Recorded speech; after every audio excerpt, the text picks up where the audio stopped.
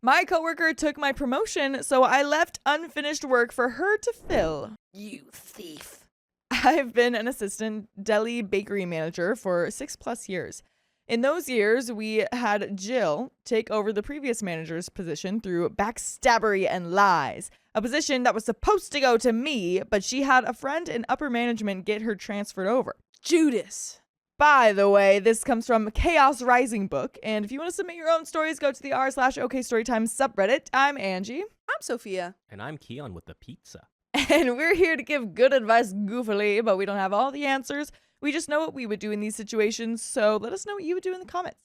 Jill never did any of the work, left things for me to do last minute, took 4-day weekends, intentionally missed orders to try and make me look bad, the whole 9 yards. I put up with it for years. Every time I brought it up with the management, they gave an excuse or sort of just brushed me off. The company has a union, so getting someone with even a year of seniority over you in trouble is almost impossible. I was doing more and more of the work, making sure orders went off on time, fixing ones that she would forget or mess up, covering shifts, calling people to come in if she intentionally underscheduled us, training, a headache. During this time, I got married, which she tried to deny me my vacation time to do, and I had a hectic schedule that my husband graciously understood. I dealt with it for another few years and just got so tired with everything. And then the cherry on top came. I got pregnant with our first. Congratulations. Okay, that's good. I decided then and there that once I left for maternity, I wasn't going back. I did everything by the books, notified management and the union, scheduled doctor's visits, and worked around my schedule, made sure that there was no possible way that she could mess with me. Once I heard the due date, I grinned a maniacal smile deep in my soul. I was due for April, right before the busiest time for any deli or bakery. Graduation. When you're in a town with 3+ colleges and 4 high schools just in a 10-mile radius, you get a lot of orders to fill. I even had a reputation for color matching certain school colors and doing cakes last minute. On any given day for those months, they could have anywhere from 15 to 150 cakes going out in a weekend, Friday through Sunday. And to make matters worse for them, I was the only cake decorator. I let them know that they had to get someone in and hired for me to train multiple times or else they would be in dire straits, especially since Jill didn't like decorating. They never listened, like always. So after 4 months, I stopped reminding them. I let it go, and it felt great. Then I decided to use one of my vacations during the week before delivery. Good thing I did. The baby was ready anyways. And they still hadn't found a cake decorator. The day I delivered my baby, guess who finally got demoted? Jill had scheduled one of her 4-day weekends again, missed 3 supply orders, didn't cover my shift, and the icing on the cake? Oh, that's a bakery joke. Left 19 cake orders unfilled for a Friday and did not let management know about them. When Friday morning came around and she wasn't there, there was a line of angry customers wondering where their cakes were. Uh-oh. Upper store management was called in. People from 2 different departments who had some experience on cakes were pulling pre-made quarter sheets and randomly throwing sprinkles this way and that and giving out the cakes for free. Over $1,000 in products having to be given to customers for free. For free. Dang. Wow. Yikes. I'm imagining like 19, all of these customers are coming in like, where are our cakes? And everyone's like, okay, so you're actually customer going to be going back there and making your own cake. It's kind of a class. Yeah, that's all it is. We're not going to teach you. It's self-taught. Right. We'll provide Just the materials. you know what colors you want. You know what you want it to say. Yeah. So you've got it, right? It's a really, and you're going to pay more. Just a little bit more. Because we're teaching you. We're teaching. You're welcome. Yeah, exactly. Apparently, this also happened on a day the district manager was set to come in and do a tour to make sure things were set up for graduation. Needless to say, she was demoted and moved from the department the very day she came back into the store. She turned off her phone over the weekend so no one would disturb her. Oh my God. I only know this because they called me to see if I could come back for a day or 2 from my, quote, vacation to fix everything. They hadn't known that I had the baby yet, just thought that I was still heavily pregnant. I've now been 6 months as a stay-at-home mom and cannot be happier with all of the stress from there. They still ask if I want my old job back when I grocery shop there, but I just smile and tell them no thank you. Although I do miss some of my coworkers. Now I get to raise an amazing little boy and bake cakes for the fun of it now. And we do have an update here, but I love how this story has been going. You don't? I love. Oh, you love. Yeah. Me too. It's great. I was shocked that you would have said don't. No, you didn't. I did not. Yeah, no, this is great. I'm so happy with all of this. Yeah. We do have an update here. Oh, boy. Wow. I was not expecting any of this, really. Thank you for the validation. Here is a few things to clear some things up for everyone. Jill got demoted. She is now a produce clerk and is not allowed anywhere near the bakery deli and took a massive pay cut. It did not cripple the whole store. It just made a department almost a living nightmare for management for the weekend. They now have their retired cake decorator in on weekends to do cakes until they can find someone else. I'm imagining that call. Hey, we need to bring Louis in. Yeah. Louis? You don't mean. Yeah. He's been out of the biz for so long. Bring He in the probably big doesn't guy. even know. We need him. And then he gets the call. He's like, he tells his wife, Yeah. I have some news. They need me again. She's No, like, no, Oh, no, you don't understand. don't go back there. You promised. It almost ruined our lives, Louis. Yeah. It's like, they need me. It's important business. Puts on sunglasses. Yeah, House exactly. blows up behind him. He doesn't knock the doors down of the bakery because it's the automatic grocery Yeah, door yeah. sliding doors. But smoke rolls in nonetheless. Yeah, I smoke. Yeah. I had to take that unplanned vacation 2 weeks before my due date to I think due to yeah, okay yeah. due to Just- stress due to. from the job that contributed to gestational hypertension. Baby came out alert and happy. Heart rate got to 164 over Ooh. 98 though. That baby was a little too happy. Yeah. They like not crying Yeah. when they comes out, just instantly laughing. I in no way, shape, or form blame the union or upper management for any of it. When two people are constantly issuing complaints to HR, the truth gets muddied. It did not help that the store went through 6 store managers while I was there, and the union did what they could, especially when it came to her trying to mess with my vacations, paid holidays, and days off, especially my wedding. Doormat? No. I called her out on things all the time, which is why she was out to get me at any chance. I even had my staff stand up for me when I wasn't there, and she would try to take credit for things that I did. Paper trails were made, and I followed procedures for reporting things to the letter. Did I intentionally leave innocent bystanders to have no cake? No. I warned management. They dragged their feet. I warned my customers. They chose to still go there. Wait, you warned the customers? I guess so. We didn't get that. but That's crazy. she's just like, so just letting you know, you might not have a cake. And they're like, no way. What's the bakery name? No way bakes for fun. No way Bakes for Fun would ever leave us without a cake. You're crazy, You're OP. crazy. You're crazy. We've always had such good service. Yeah. She's like, well, I know for a fact that the one person that gave you that great service is not going to be there. So OP is the seer Cassandra trying to tell people of the fall of Troy, but no one will believe her. no one would believe her. I did more than my fair share. Thank you all very much. And we have a second update. Wait, what? I think this might just be more like Info. responses to people. Just more personal info. Personal info. Let's jump right in. Update 2. I don't plan on opening a bakery anytime soon. There are 5 currently in my little town. Oh, wow. So they could have gone to 4 other bakeries for these cakes. That's okay. After all wait. the warnings. Yeah, they had 4 other bakery options, and they chose the one that OP warned them not to go to. I guess so. I also do want to point out, Dingus Spot says, the conversation continues with repeated mentions of you without any additional context. You. What happened? Guys, I was gone. Guys, I was gone for a day. You. Yeah, I don't know what happened. The baby is amazing and healthy. He's topping the charts in the 99th percentile all over. Wow. What? Is he in Baby Olympics? What does that mean? Just in like size and weight and stuff like that. Yeah, so Baby Olympics. Sign Okay, got that. it. Sign my baby. Yeah, That baby needs to be that's signed. Baby Olympics. Yeah, there you go.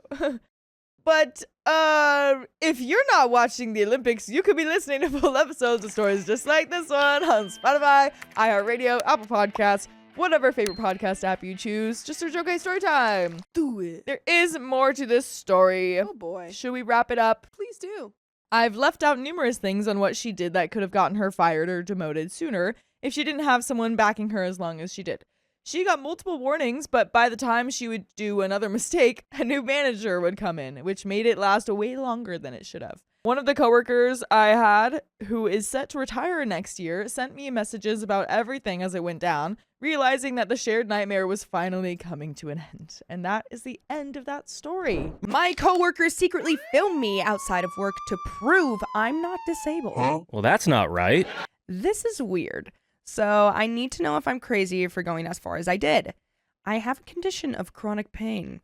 The way I explain it to people without chronic pain is that if pain were on levels from 1 to 10, normal people are at most at a 2 or 3 from day to day, where people with CP are at more like a 6. Like, imagine stepping on a Lego or hitting your funny bone. That's a very brief but excruciating 8. It's like if you pulled a muscle, and so there's pain and discomfort if you move it, but pretty much daily. That was so much of an explanation. I'm sorry.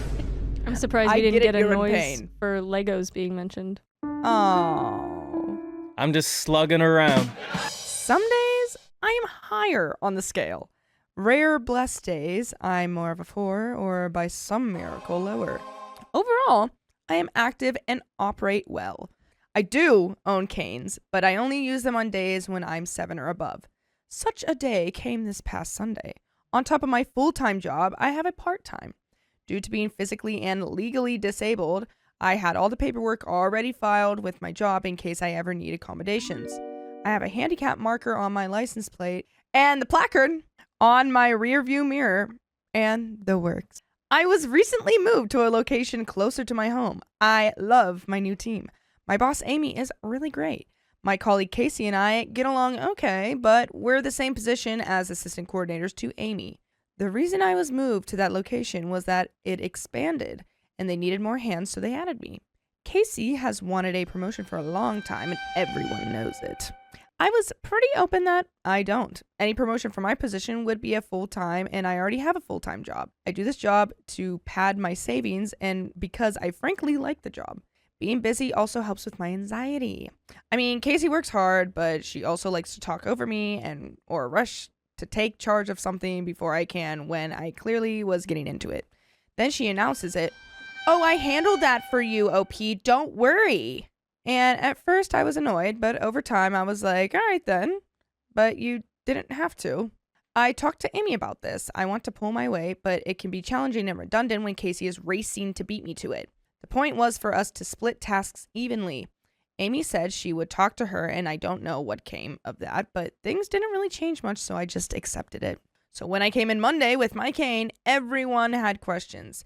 I emailed Amy Sunday night, so she knew, but I tend to be private. So what I told everyone else was that I have a condition and sometimes I need a cane, but not always. Amy accommodated me. She assigned me tasks that required little to no movement.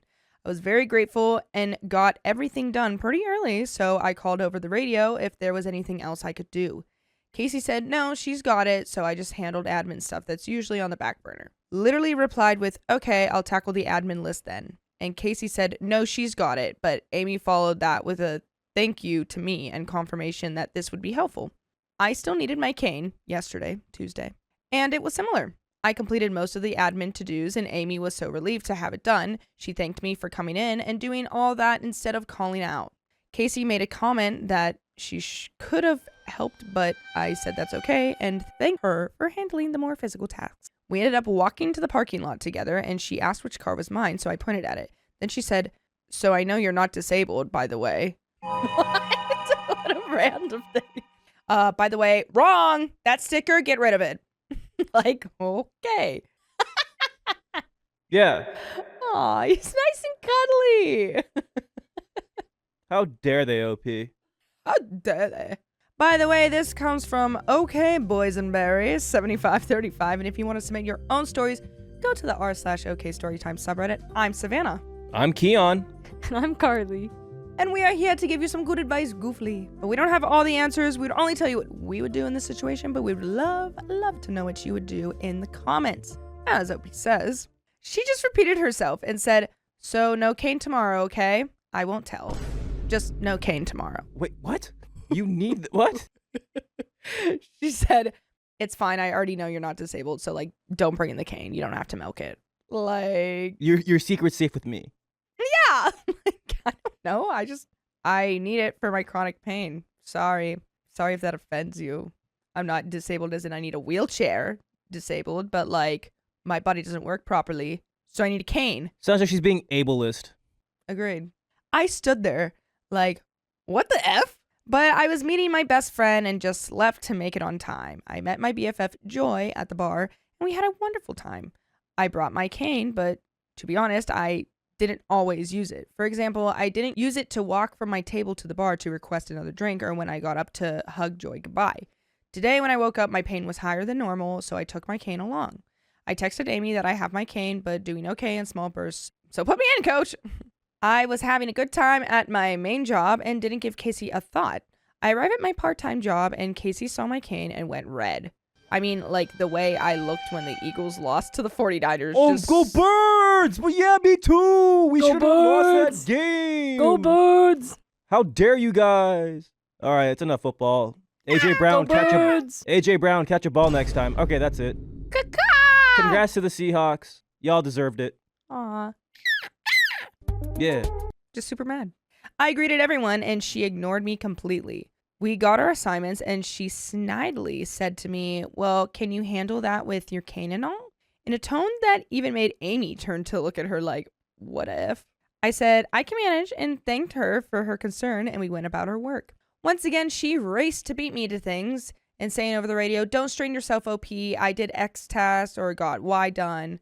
I was so confused until about an hour ago when we finished work. She again walked with me to the parking lot, but this time showed me a video. It was me at the bar last night with Joy. I was just like, why do you have a video of me? That's weird. She says, it's proof. I asked of what? And she said, it's proof I'm not disabled as I acted, wounded all day at work, but suddenly don't need my cane at a bar. What? This is the type of person where she sees somebody in a wheelchair and like they like sees them get up and be like, oh my God, what are they doing? They can't do that. That's illegal. They have to be in that wheelchair 24/7. No, it's not like that. Yeah, it's not like she's like paralyzed from the neck down and like there's different kinds of disabled. Like it just doesn't mean like, you know, I know the handicap like sign has the wheelchair on it, but like that's not all that is handicapped, you know? My mom has the placard because she had fibromyalgia and she can't walk very far or like that's just a thing. So Yeah. she has the ability to actually get that placard and park in those spots. Yeah. And I've had a couple times where people are like, what are you doing? Like what are you? You're not allowed to do that. I'm like, what are you talking about? Who are you to just come off the bat and judge someone just because, you know, this and that? That's crazy. She sounds crazy. She's like, how dare OP use a cane to fake her, you know, her injuries and act like this. Yeah, and she's still getting her work done. It's not like she's just like, I'm taking the day off or whatever. Like she still gets the work done and does the back work as well. So like, don't understand what this girl's problem is. Yeah. I wanted to explain that that's just not how CP works. Like, yes, I can stand up to hug my friend or get up and walk 3 strides to order a new drink, but I can't, for example, lean over and organize a bottom drawer without a chair to sit in. I wanted to explain that CP is just an umbrella and under it are a myriad of experiences and abilities, and that honestly, if she had left my task alone, I'd have done them. She didn't give me the chance and said, no cane tomorrow. I'm serious, or I'm going to Chad. Chad is Amy's boss. I said, about what? But she was already walking away from me and just got in her car. It's just weird. No, you know what? Let her do it.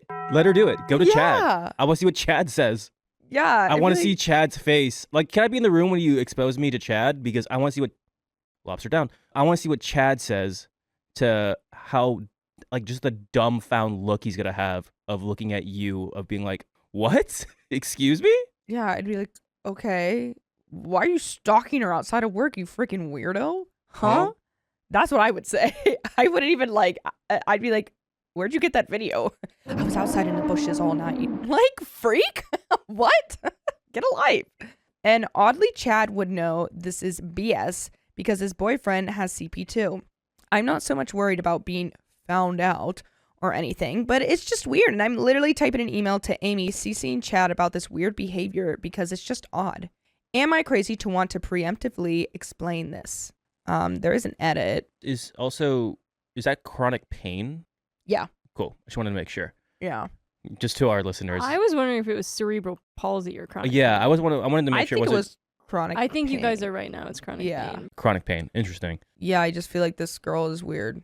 And I don't know why she's like competing against you when you both are It's doing just, the same it's thing. just she's very. Someone said in the chat like they're just very ignorant on like Yeah. how things work and like yeah, I can walk. No, I can't sit down or do these things. Yeah. Before she even asked, she was just like, I saw you walking. Either you're lying or Yeah. you know Jesus because he worked a miracle and nothing in between. You miraculously can walk again. She literally went, hey, I have this video. Watch. And then it's just her walking 3 steps. And she's like, gotcha. Like, You're done. Like, You're done. for real. Like, why? I got you. I got you. Oh, I got her so good. People are never going to believe you're freaking disabled now. Crazy. All right, edit. I sent the email. And also, thanks for letting me know I'm not crazy or for feeling weirded out. Also, I will be simply blocking anyone who is saying this is fake. I don't have time for your BS, to be frank. They're probably friends with her. Yeah. I also texted Amy and Chad, and there's another edit. Edit number 2. It's morning. And I'm still about at a 7, and it's cold today, so even if I didn't want to bring my cane, I would have to. I texted ahead so Amy can start thinking about tasks today. Amy and Chad have both responded, so we will see how today goes. Also, sorry to interrupt. I did confirm it is chronic pain. Okay, cool. Thank you. Yeah, I figured. Thank you. She says it in the beginning. Anyway, this was my first break in my full-time job, so I have to get back to it. Oh, and there's an update one day later. I mean, I think that this girl's weird and crazy and kind of stalkerish. Yeah, you did nothing wrong, OP. Yeah. You literally are just living your life, and she just, And she's like, you can walk. You don't need that. how dare you? You don't need that. You know what? Give me that cane. Like, give me that. I want to swing it around. I need a cane. I want to look dapper. No, if this is really coming to fruition and chat, like it's going to be like a meeting, I guess just have like the paperwork and like documents of like in your medical history. If you really need to show that, just be like, here's proof. So you don't have to deal with like the headache of like Chad being like, so I saw the proof. Well, what's this all about kind of thing. Like, I don't think he's going to be like that, but just in case, just to cover cover the headache for everybody to deal with it. Yeah. All right. Update one day later. Let's see what this idiot's doing. Not OP, obviously the other girl. Today was weirdly quiet, which almost made it worse. Not sure what everyone knows, but they at least know something's up. I wasn't even in the same area as Casey during check-in, and I have no clue when she actually arrived. I usually see her as her shifts are the same hours. Turns out she'd been assigned to the back office doing other tasks, hours reduced, while I was put at the admin booth at the entrance handling paperwork and spreadsheets. So we didn't cross paths at all at first. I actually turned on a voice recorder app as soon as I got to work just in case. I also added a shortcut on my phone so I can start recording quickly if I need to just in case. Smart, OP. I didn't want to be caught off guard like before. I did feel a little silly doing it, but I'd rather feel silly than unprepared, I didn't see Casey until near the end of the shift, and even then, it was barely a glimpse. She looked up, saw me, and immediately turned away. Like full-on avoidance. It made my stomach drop. I just turned away and minded my business. Amy was very reassuring, but also vague at first. I didn't like that, and I think my face said so, and she said she doesn't like all the red tape and such either, but to be patient because they need to go through all the right channels and steps. Amy let me go home early, but she told me to log my full hours anyway and made it clear she and Chad are actively talking about this and taking it seriously, as I am almost certain she and he had been texting the whole shift. She also walked me to my car and said that will continue for now until everything is resolved. About an hour after my shift ended, I got an email from her, Chad CC'd, saying that tomorrow, Friday, Casey will be assigned to admin duty in the back office unless something changes before the shift, and that we should not be interacting at all. It's a long weekend, so I figure all the behind the scenes stuff will be happening then. Doi. I also found out that Casey already presented her evidence. That includes the video she showed me before and another video from yesterday, Wednesday. Oh, she has multiple videos now. Apparently, she filmed me at a local winery during Wine Wednesday. There's a clip of me getting up to grab a bottle a few steps away, and later another clip of me standing up and doing a small little celebratory dance after a tabletop game win. They're like, these are like vines of evidence. They're like 6 seconds, and she's like, see? Proof. 6 seconds. That's all you need to get the full truth that OP doesn't need that cane, and she's just pretending. So to clarify, Amy is the boss that is, both of their bosses, both Casey and OP are, so Casey is the one that is being a jerk. Casey's the one who's being a jerk. Yeah, Amy's Amy is the boss. Amy's got, and then Chad's like And then the top. Chad's higher, And yeah. obviously, it seems like Amy and Chad are like, yeah, we're going through like the loop, not the loopholes. We're going through the hoops here, like the logistics that we have to, but like it's being resolved. It's really annoying. It's really dumb. It's being weird. Yeah. So this is just like, why go through all this trouble for what? It's not like OP openly said, like, I don't want this promotion because I want to be part-time. So it's not like you're competing to get a higher level. It's not like, there's something in the past happened and you don't like each other. Like, she's literally just creating problems, being like, she's not really, disabled. Let me call her out to, like, everyone. Like, who cares? I'm waiting for Casey to come in with her own cane and just act like you and be like, yeah, see, it's so easy. Like, I can do it. God, that's crazy. That's the part that really messed with my head because, hold on, when did she start recording me? For how long? Yeah, that's weird. Like, you keep going places, like, thinking, like, oh, I'm having fun with my friends, blah, blah, blah. And it's like, where's this girl? Like, is she literally how in the long bushes? is she? Yeah, like, how long is she recording me? Like, and then she just edits down to, like, whenever you start, like, walking a couple steps. Yeah, she just, like, over there in the corner, like. For the full hour.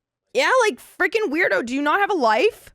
Do you not have friends? Do you not have a family? You don't have, like, any hobbies? Yeah, I think it was Awesome Ashley in the chat said, why is she so obsessed with you? Right? Yeah. And it's weird. Yeah. Why is Casey Like, that's obsessed? weird. Why is she obsessed? Okay, let's get back to it. I mean, I could maybe believe coincidence once. Like, okay, lightning struck and it's weird. Same town, same general area, blah, blah, blah. But twice, 2 different days, 2 different places, that's when it stopped feeling like my paranoia. I mean, get it together. She's twisting her words. Oh.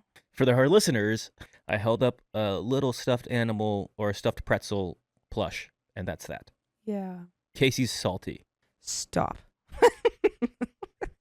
That's when it stopped feeling like my paranoia getting the best of me and started feeling unsettling.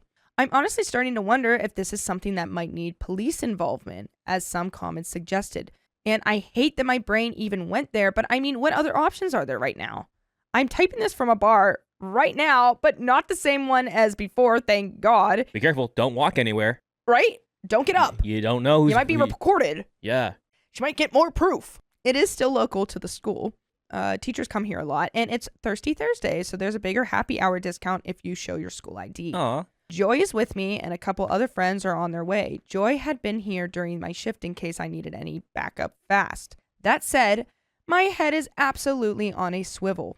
So is Joy's. I don't feel relaxed the way I normally would. I keep scanning the room without meaning to, and when people get too close to me or stand in any way facing me, I look up to see if it's her. It's effing weird. Yeah, it is. Yeah, it's like, now you're on alert 24/7 of like, is someone filming me? Is someone watching me? Is this being used against me?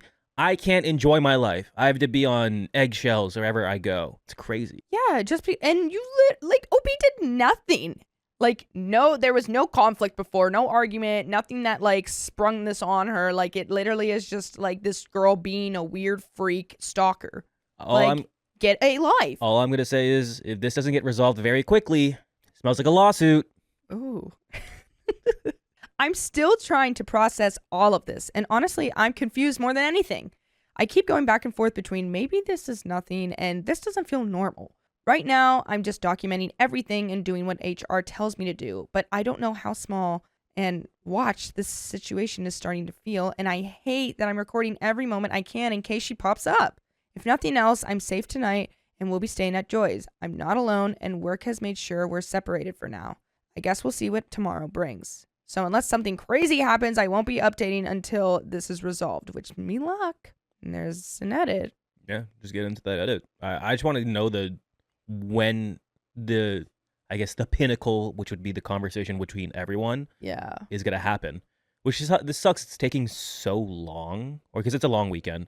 But the fact that this couldn't be resolved within no, OP's fine. She's not fine. She needs her cane, kind of thing. But stop filming her. Stop being a freaking weirdo. That's just it kind of pisses me off. You have nothing better to do than to stalk my life. Who are you? You're obsessed with me, and that's weird on your part. Sing the Mariah Carey song. Why are you so obsessed with me? Oh, I went to Carrie Underwood, and I went, I don't like you. And I those are just two very separate, different people and songs. I don't know. Edit. I just replied to a follow-up email answering some recurring questions HR asked. My answers all ended up centered around, I have never directly or indirectly invited Casey out anywhere. We are not friends outside of work and have never socialized one-on-one. I was also asked whether I feel safe at work. Right now, yes, because management has taken steps to separate us and has been present and supportive. I've yet to be alone at all at work. I'm continuing to follow their guidance and document everything as instructed. I'll update if anything materially changes, but for now, I'm letting HR handle it outside, making a non-emergency police report in the morning. Oh, good. Nice. Update 2, 8 days later. This better be a great update, which I think it's going to be. So 8 days later, a lot can happen in 8 days. All things considered, I'm okay. Good. My pain spiked pretty badly this past Tuesday, so I took it easy and took off from my full-time job to pamper myself. Oh no, Casey's gonna use that against you. Yeah. You took off. You're not disabled. You can't do that. Only abled people can call off? It'd be some stupid thing like that. That gave me time to think and spend time gaming and gardening. That was a welcome break to brace myself for my part-time job. So yes, I have been taking care of myself, and I loved all the Reddit moms and dads checking in. Legal is now involved. I genuinely didn't even know our organization even had a legal department, but apparently it does, and they're looped in alongside HR. Mm-hmm. An HR rep has been communicating with me, but honestly things have been very quiet on that front, which I'm taking as no news is good news. I'm still at my school, and I still love it. I love the students and faculty and even the parents.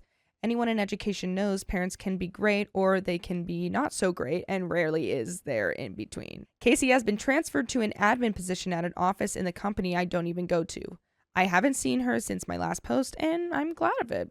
Work has been peaceful without her. I have more work to do now as the only assistant coordinator there, but I'm starting to get my rhythm, and the staff there has been very supportive. Plus, I have more chances to get to know people I work with.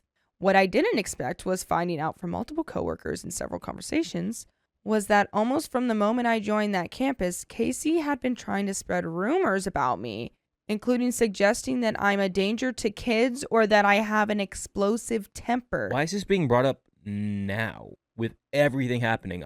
This should have been brought up, I don't know, pretty quickly, or being someone warning me that hey, Casey over there, she loves to gossip. She loves to spread rumors.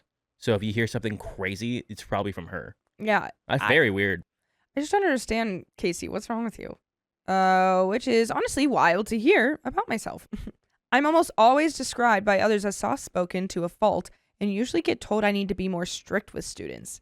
If anything, I balance Amy out as good cop to her bad cop. Plus, the angry black woman tropes are so freaking tired, so it was extra annoying to find out that she was trying to paint me as such. She also said to people that the reason she took over my tasks was because I did them wrong or made her job harder and she had to redo things. Oh. Seems like Casey's never had a full-on conversation with people. Just hey, I'm doing these things for you because you kind of mess them up, which it seems like probably not, it's not the case, but yeah. I don't know. Casey just seems awfully annoying. Anyways, crazy Casey. Yeah.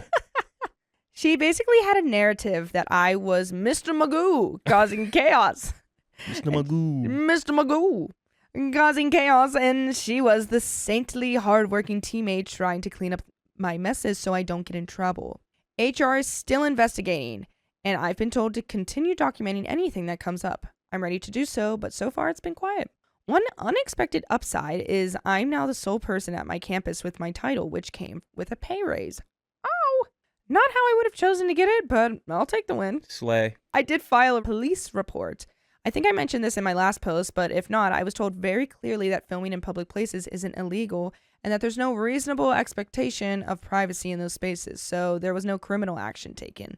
Cue my eye roll, but at least it's officially reported. That is true, which I think is really, it's weird, but like you can, if you're in a public space or a public place. Well, that's what like security cameras, like CCTV, like that's. It's kind of crazy. Yeah. So people, when people like take photos of you in public and you're like, you can't. can't do that. You're like, well, actually, legally, I can. Oh, if someone's like, if I'm out to dinner and someone's funny looking, you bet that's going on my phone.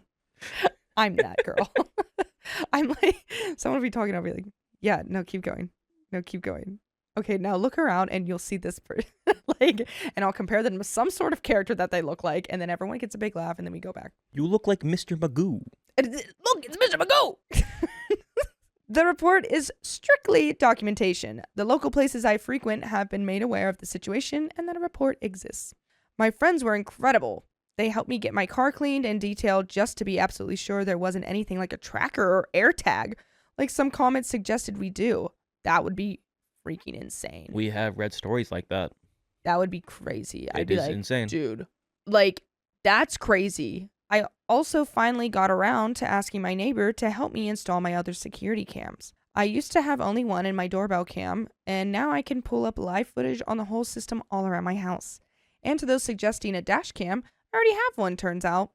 I never used that feature, so my friends helped. My car is fairly new, and I'm still getting used to it. I did start to go over and back up all footage, going back since I started at my campus by motion activation points, and now have a hilarious compilation of the neighborhood cats being adorable or the crows I feed leaving random things. Yes, I did the crow mom thing. Me! That's what I want! I've been wanting that! Jealous! I get squirrels and birds. I wanted the crows. Crows are birds. But wait, don't they have like a cool name? A group of crows. It's a No. Unaliving. No, You they're can't say like that, Keon. they're like craven. Talking about ravens? No, there's a word. Chat, help me out. There's a word. They're like, I'm freaking out. I think Craven? Craven the Hunter? No, they're like corvids. Chat, come on, chat, get up, help me out What here. are you looking for? Corvids. That's what they're called. Corvid Blue? Corvid blue. That was good. Well, I guess I'll just go back to reading. So another good thing came of this. I'm not changing my routines, but I'd be lying if I said I wasn't still a little on edge. Especially since multiple coworkers mentioned hearing Casey blow up at Amy on her last day on campus and Amy sent her home for the day. This was on my day off, as only Amy and Casey worked MLK Day, and the coworkers there volunteered to work the holiday for extra pay, time and a half. What she said varies depending on who tells it, but the fact that it happened at all doesn't exactly make me feel warm and fuzzy, as I'm sure you'll understand. But I tell myself everything can be done on my end has been done, so I try not to stress about it. By the way, you'll never have to stress about listening to full episodes with stories just like this. Go to Spotify, Apple Podcasts, iHeartRadio, or your favorite podcast app, and just search OK Storytime. And there's a little bit left. Any final thoughts? Corvids. See? What's corvids? Yes, crows, magpies, jays, ravens, etc. are corvids. Thank you, Elma. Elma? Elmo? Dear corvids, and I was right, and everyone else can suck it. Back to the story. I was thinking about another way to call it a group of crows, no classification. Like laughter. Yes, Cassandra. Yes. Give Chad a chance. I wasn't listening.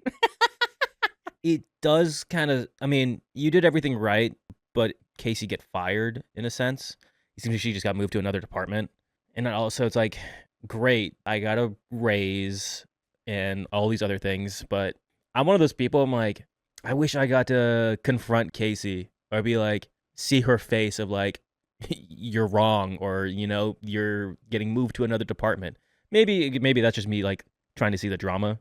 Be like, ooh, let me see. Let me just get all that stuff. But yeah, I mean, good for you. It does suck though that you still, it seems like you're going back to a normal life, but you had to get cameras installed. You had to like double check everything. You have to look behind your back sometimes, and it's just Yeah. annoying. The fact that like now you have to like rearrange your life to be like, yeah, I have a weird stalker.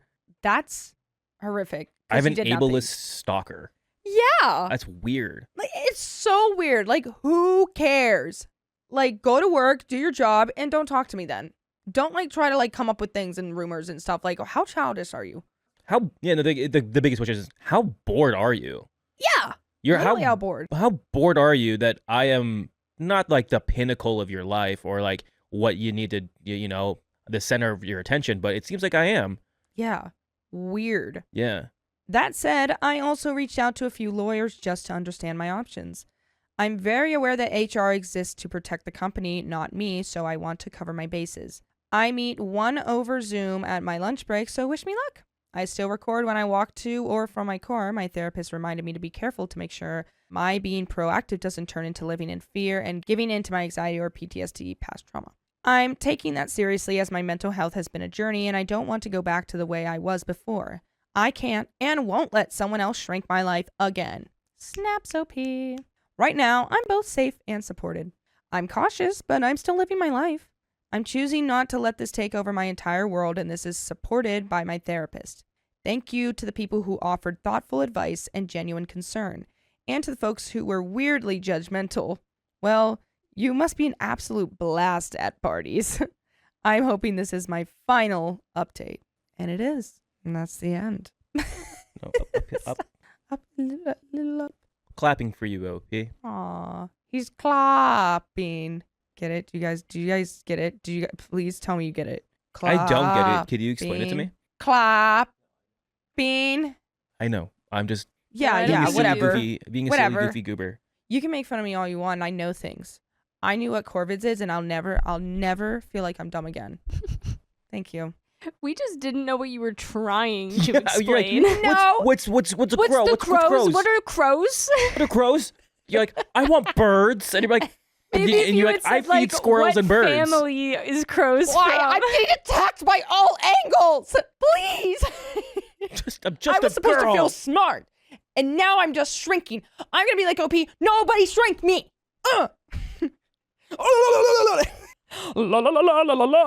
Anyway, Get that's the end of it that. all out. Get it all out. That's the end of this. You are a soundboard of a person, and I love that. I can be a Foley artist. You guys know that one, huh? No? Yeah. Oh, yeah. Yeah. But Foley, again, yeah. congrats, OP. Hopefully, you don't have to look behind your back anymore, and you don't have to deal with Casey any longer. I hope Yeah. that is your final update. So, Screw Casey. but More we- like, I Yes. don't know. More like stupid. yes. Got him. But that's the end of that. And we got another we one. have another And one. we're at it. My coworker stole my gift, and my manager continued to defend him. Finders, keepers, losers, weepers, maybe? I was on medical leave, and during it, my birthday card, which we still have no clue who took that, and my 1-year work anniversary gift, a speaker, arrived at my leave of absence. When I returned, I asked around for my stuff, and nobody had any clue where it was, including my boss himself. Obviously, I asked around and collected information from there. By the way, this comes from username Be Like That Sometime. And if you want to submit your own stories, go to r/storytime subreddit. I'm Vincent, I'm Angie. I'm Riley. and we're here to give good advice goofily. But we don't have all the answers. We only know what we would do, so tell us what you would do in the comments. OP says, it used to be up there on the shelf when another coworker had her anniversary around the same time. Another quote, someone brought it back into the kitchen and left the package there. I work in the kitchens. I last saw it opened and everything around last Friday. Then on the second week back from work, I found my speaker hidden in a pile of documents and items in the kitchen. I obviously brought it up to my boss, the managers, the assistant managers, and when I pushed hard enough, my boss said he'd get me a replacement. Sure, fine, problem solved, right? Okay, but who the F stole my crap? One of the managers that I was friendlier with looked around the cameras and found who did it. It was one of the newly transferred assistant managers. I'm just gonna call him Thief. Thief was filmed on camera hiding the unopened package up high in the sticker bins. Then on another day, opening my package with my full name and info on it. The day after that, he was showing it to the other assistant manager that transferred in with him. Let's call him Mushroom Head. Ooh, I like that. Yes. Also, I do have to pause really quick. Can you scroll up a little bit, Riley, on the comments? Yeah. What is it? No. The one before that. That one was weird, but no. Right, but no. Too far. Daniel Sorella says, we got the guy from Spy Kids on the pod tonight. Hey. I never thought of that, but yeah, I No. do see the resemblance. Yeah, it's the hair. It's the hair. curly. The curly hair. Dude. Megan Trainor's hubby right there. Really? Mm-hmm. Yeah. For like 10 years. That's awesome. Remember, Right? she's all about that bass, guys. Yeah. No trouble. Caught thief on tape with audio saying, "Look what I found," and so on, and playing music in the kitchen, all carefree. One thing that this post isn't about, but pissed me the heck off, while I was asking around for information before this discovery, Mushroom Head was asked by one of the managers whether or not he saw anyone with my speaker, and he answered no, when he was clearly on tape being shown the speaker by the thief himself. Cut to today, morning. I spoke to the manager mentioned in the title.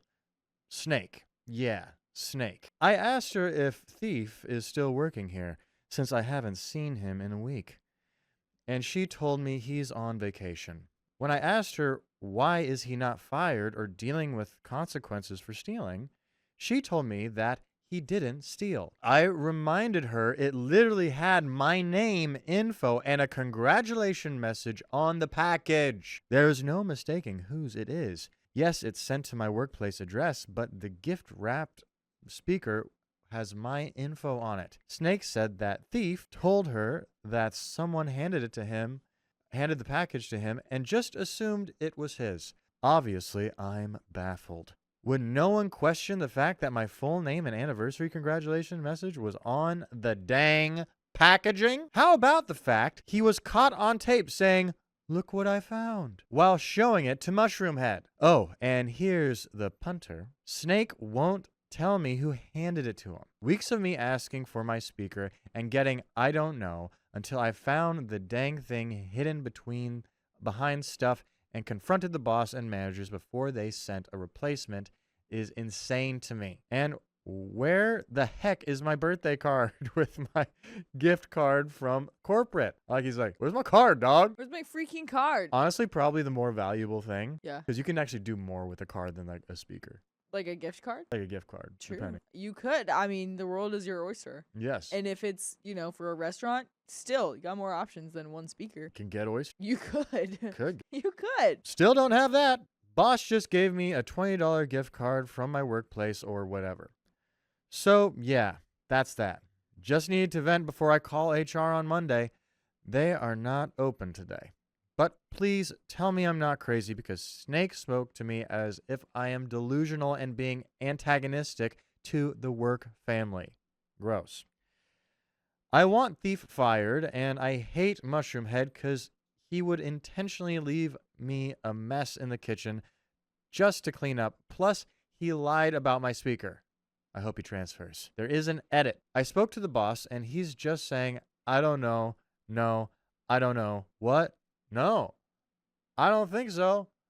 Through the entire conversation when I told him about Snake's story and the situation overall. Even said, "Well, the replacement for you might have been wrapped different.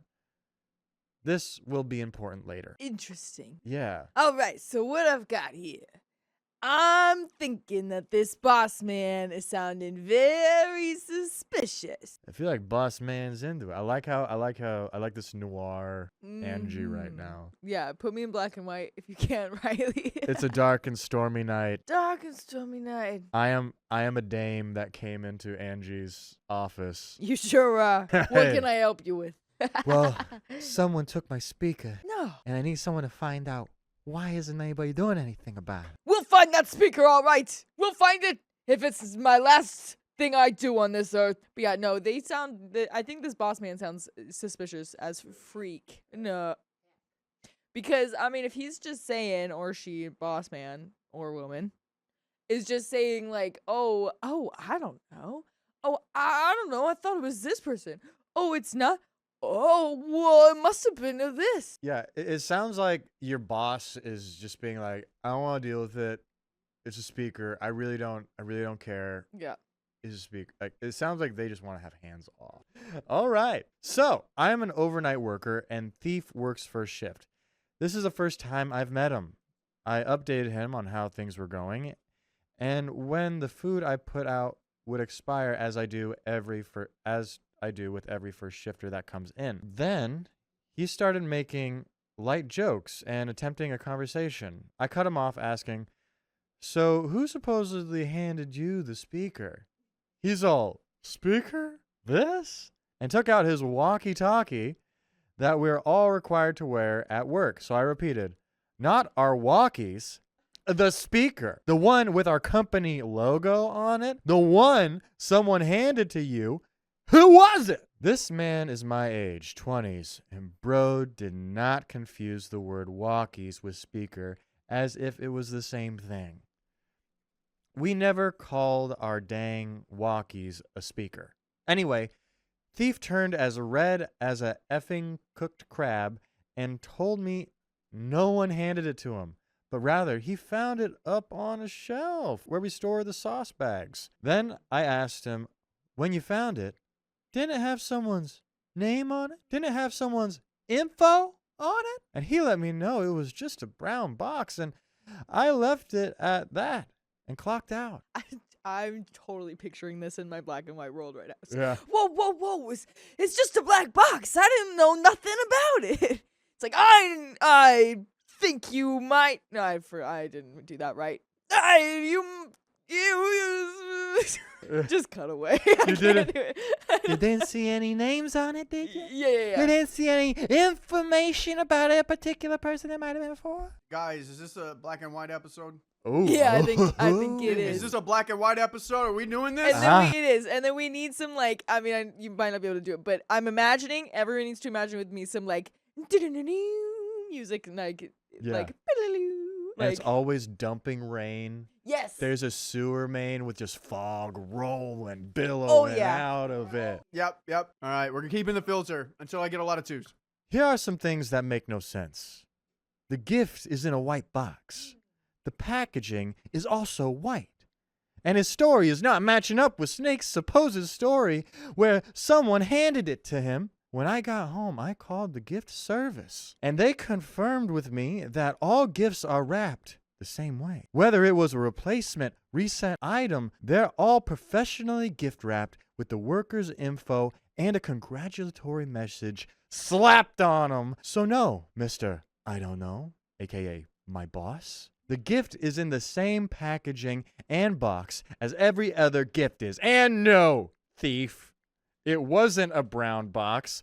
The camera that filmed you up like a lovely co-star to my cruddy show of you holding a white box and you unwrapping the white packaging, the phone call with HR went well. I let them know the whole story. And the person on the phone took notes, asked for names, etc. HR said that they would start an investigation and email me with updates. Also, it will take at least a few days before an email gets to me. That's all for now. My work week is over, and I'm spending my downtime feeling less wronged than the last 2 weeks at least. There is an edit. Not the most satisfying ending, but at least Thief got fired. Now it's been a while, but I waited this long to see if my performance review and store meeting would be influenced by this incident. But to cut this update short, Thief was fired. If you're interested in listening to me yap, here's all the stuff leading up to it. Thief has terrible work ethics. I could have told you that. Could have told you this guy is You know, an sorry. upstanding individual. Yeah.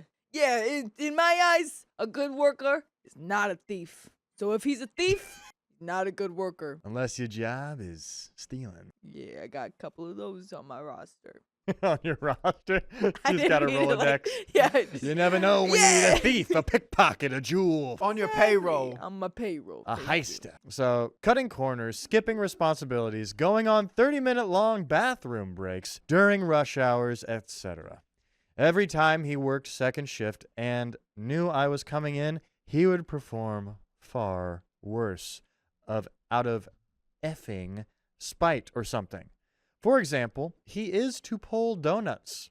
Oh, you guys are making... Is this at a Krispy Kreme? You got some donuts and you didn't want to share with me? What's the deal? Hey, this is the most drama a Krispy Kreme ever seen. Ah, come on. For example, so he has to pull donuts, so when I get there, it would have already defrosted, and I can do all the frostings, icings on them for the next day. He literally told one of the coworkers that I was feeling lazy. I didn't feel like it. Then only pulled it after I confronted him, so he got paid overtime spending almost an hour doing his dang job. Crap like this went on for a couple of weeks until I got an email from the district leader and HR. Technically, the company can't tell you the fate of the worker or a punishment they got, but it was easy to check the scheduling and see that Dumbbutt is nowhere to be seen. I also asked one of my chill managers, and she said that his butt was fired. Unfortunately, he was, quote, fired for a list of things, and that thief stealing from someone had seemingly zero impact. Okay, but still he's gone, so don't need to be too mad. Anyway, some of the other managers had begun calling me spicy because I asked second shift to not leave their work to me and my other third shifters, and would complain upon first shift manager's arrival. If I can leave first shift with perfection, I can expect it from others too. Oh, if they can leave first shift with perfection from the night before, they can expect it from others. Especially when I am one person in the kitchen. Sorry for the ramble. Following that, I had my annual review. On it, I exceeded expectations many times. 3 stars is a perfect score, and I averaged above that completely. Effing honor student, that crap same as last year. That crap? Same as last year? I'm still figuring something I out. feel like I heard someone crap his pants just a second ago. Y'all good over there, Riley? Yeah, it was you, Vincent. Wait, it was? I believe was it me. was. Oh, okay. Anyway. Anyway, but Snake did my meeting for that review. And again, trying to defend Thief, which really ticked me off. One of the points of rating was keeping work-friendly environment. I have a perfect score on it. I've never been hostile, rude, or awful to anyone. And Snake had to go on about, he's just dumb. Or someone did hand it to him. I repeated that he told me that he found it. And that the box had my name, info, and congratulatory message on it. Whatever, it's over. I got the maximum raise I could get that year due to my performance. Yay, I guess. By the way, you can say yay because you can listen to more full episodes with stories just like this one. Just go to Spotify, Apple Podcasts, or your favorite podcast purveyor and look up OK Storytime. There's another relevant update, but let's discuss. I don't know what you can update from here. I think you kind of got it. Yeah, I mean, if we lost a job, there's not really a lot of information left to be told unless we find the accomplices in this. Yeah. Who is the one that handed it to him? Let's find that name again. Yeah, Boss or Snake Mm. is seeming pretty guilty and still trying to cover up. There's a reason he's called Snake, not Steak, Snake, but maybe. Yeah. Then there was a store meeting with me, the third shift manager, and the boss himself, literally a couple days ago. He complimented what he needed to, talked about his statistic crap, and finally talked about the fired one, Thief. He talked about how workers talking about incidents in regards to blah, blah, blah, blah, blah, bad for the vibes. He's trying to sweep this under the rug. He is trying to sweep this under the rug. Using cameras to gossip is not good. And he was fired for his unsafe practices in the kitchen and work ethics. Nothing about my stuff getting stolen is ever even addressed. The whole time is just me and the third shift manager side-eyeing each other. So yeah, whatever. I'm called spicy by managers for standing up for myself, Respectfully, mind you, hence my above average performance score. I come to work to a better kitchen now. Still not as good as I leave it, but better. Thief was fired. Don't need to see that lazy liar again. And I got my raise. Whatever, good enough. Mind you, they all probably worked in a bakery. Sounds like that could be the case. It looks like here the mystery has been solved. The thief was found, but He was duly punished. yes, but this case must be closed, even though I don't want to close. Yes. I think the biggest thing that makes this feel like a mobster thing, because like it isn't about the speaker. It's not about the money. It's course about not. the respect. Yes. It's about the respect. The You gotta put respect respect on and my the- name. the You cross me, principle. I cross you 10 times harder. That's right. And some people here don't seem to understand that, especially this boss. My coworker kept pushing his alpha behavior, so I clapped back. What, you want to fight, bro? Am I the a-hole for showing my coworker what just being honest can be like? I don't know how else to put it because it is a weird situation. By the way, this comes from No Reflection 7149, and if you want to submit your own stories, go to the r/OKStorytime subreddit. I'm Sophia. And I'm Vincent. And we're here to give good advice goofily, but we don't have all the answers. We only know what we'd do. So let us know what you would do in the comments.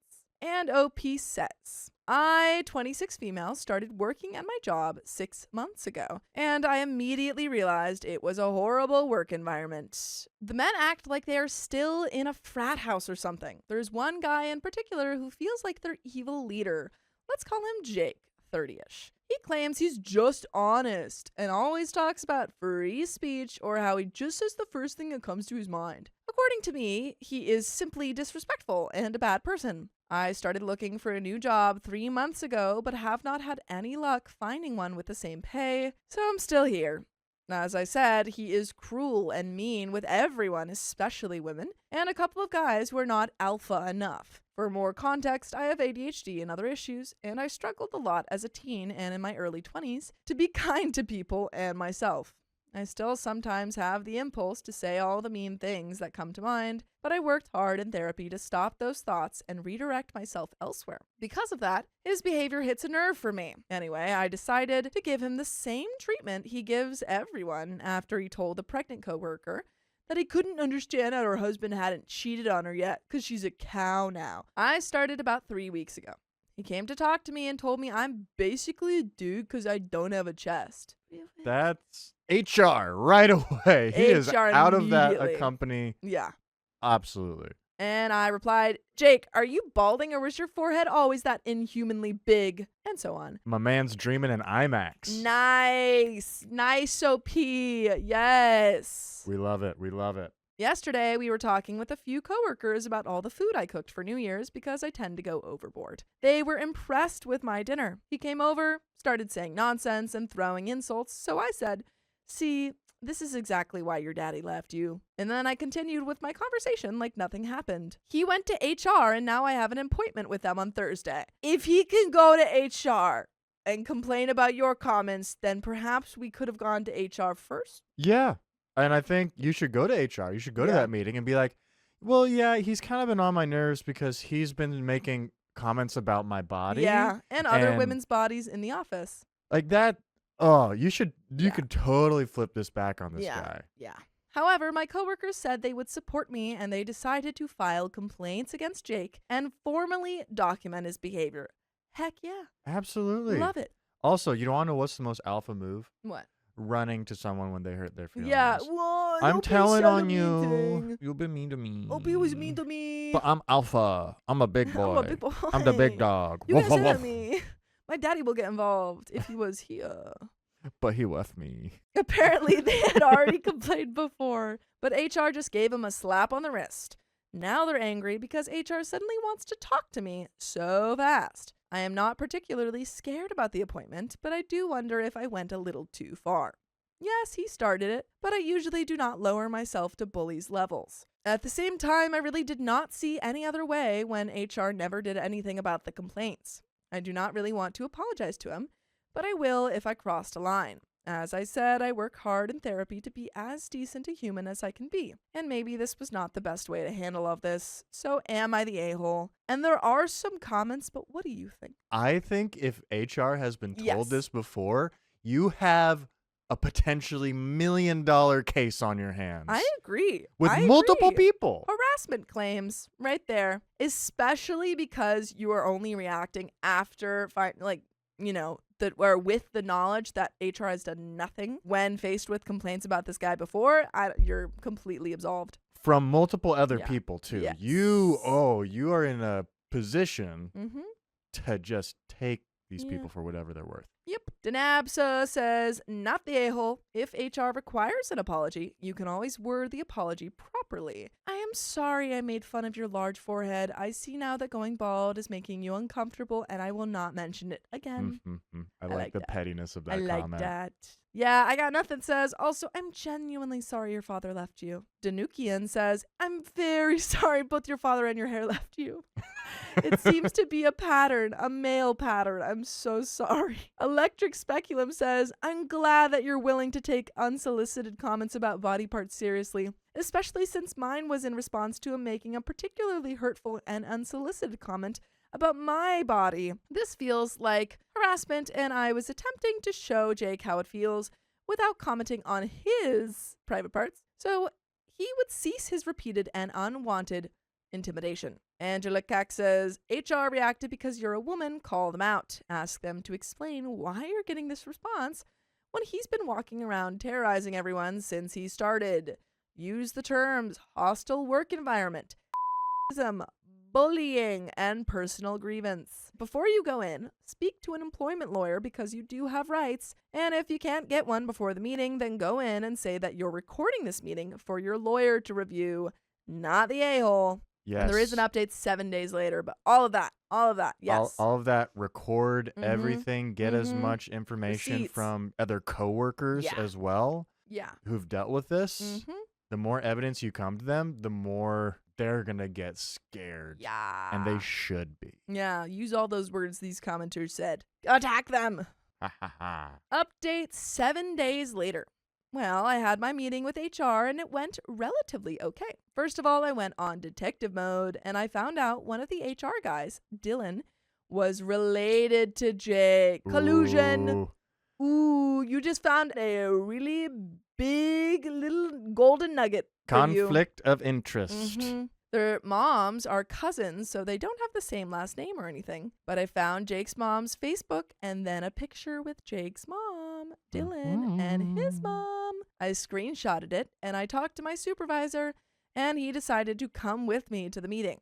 In the meeting, there was Dylan, his boss, Jake, my supervisor, and me. Dylan tried to lead the meeting and suggested immediate termination, but my supervisor told him, we will have our meeting with the other guy because I deserved a neutral meeting, and showed both of them the picture. Dylan's face dropped, but he didn't say anything else after that and just left the room. The other HR guy talked to me and my supervisor, and I gave him my story, and I gave him 12 notes signed by my coworkers where they talked about their experiences with Jake. The HR guy called a couple of them, including my pregnant coworker, in his office too, after dismissing me, and on Friday I had another meeting, but it was only me and the HR guy. I talked about how uncomfortable I felt and how everyone tried to do the right thing by reporting him, but they never did anything about it. He said he understood, and sadly Dylan was not impartial in his actions by covering for Jake, but that it was dealt with. He said I wasn't going to get written up or anything and that I'm in the clear, but he asked me to not repeat this, and I told him I wasn't planning on doing it again, and he just told me to go to him if something else happens.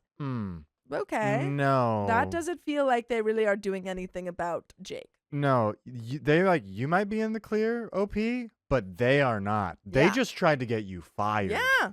That's big. Mm-hmm. That's really big. You should go after them for that. They tried to go after your job. Yeah. That's major. Mm-hmm. If you come to HR with an issue, they cannot retaliate. Yeah. So that is, you can, and Mhm. then the fact you have your supervisor there with you, Yeah. take them for all you get. You're going to Yeah. get a new job, but Yeah, you better won't need job. one because that settlement is going to be incredible. Get all your money. Yes. Yesterday, I got to the office and everything was normal, but at noon, my supervisor came to find me and my pregnant coworker and told us that Jake and Dylan were let go. Well, at least that happened. Okay. That's good. Positive movement. And Dylan Yeah. might have some legal troubles with the company, but he couldn't discuss that and asked us not to say anything about it to anyone else and that people would realize about Jake anyway. By the way, I hope you guys realize that you can listen to full episodes with stories just like this. Just go to Spotify, Apple Podcasts, or iHeartRadio and search up OK Storytime.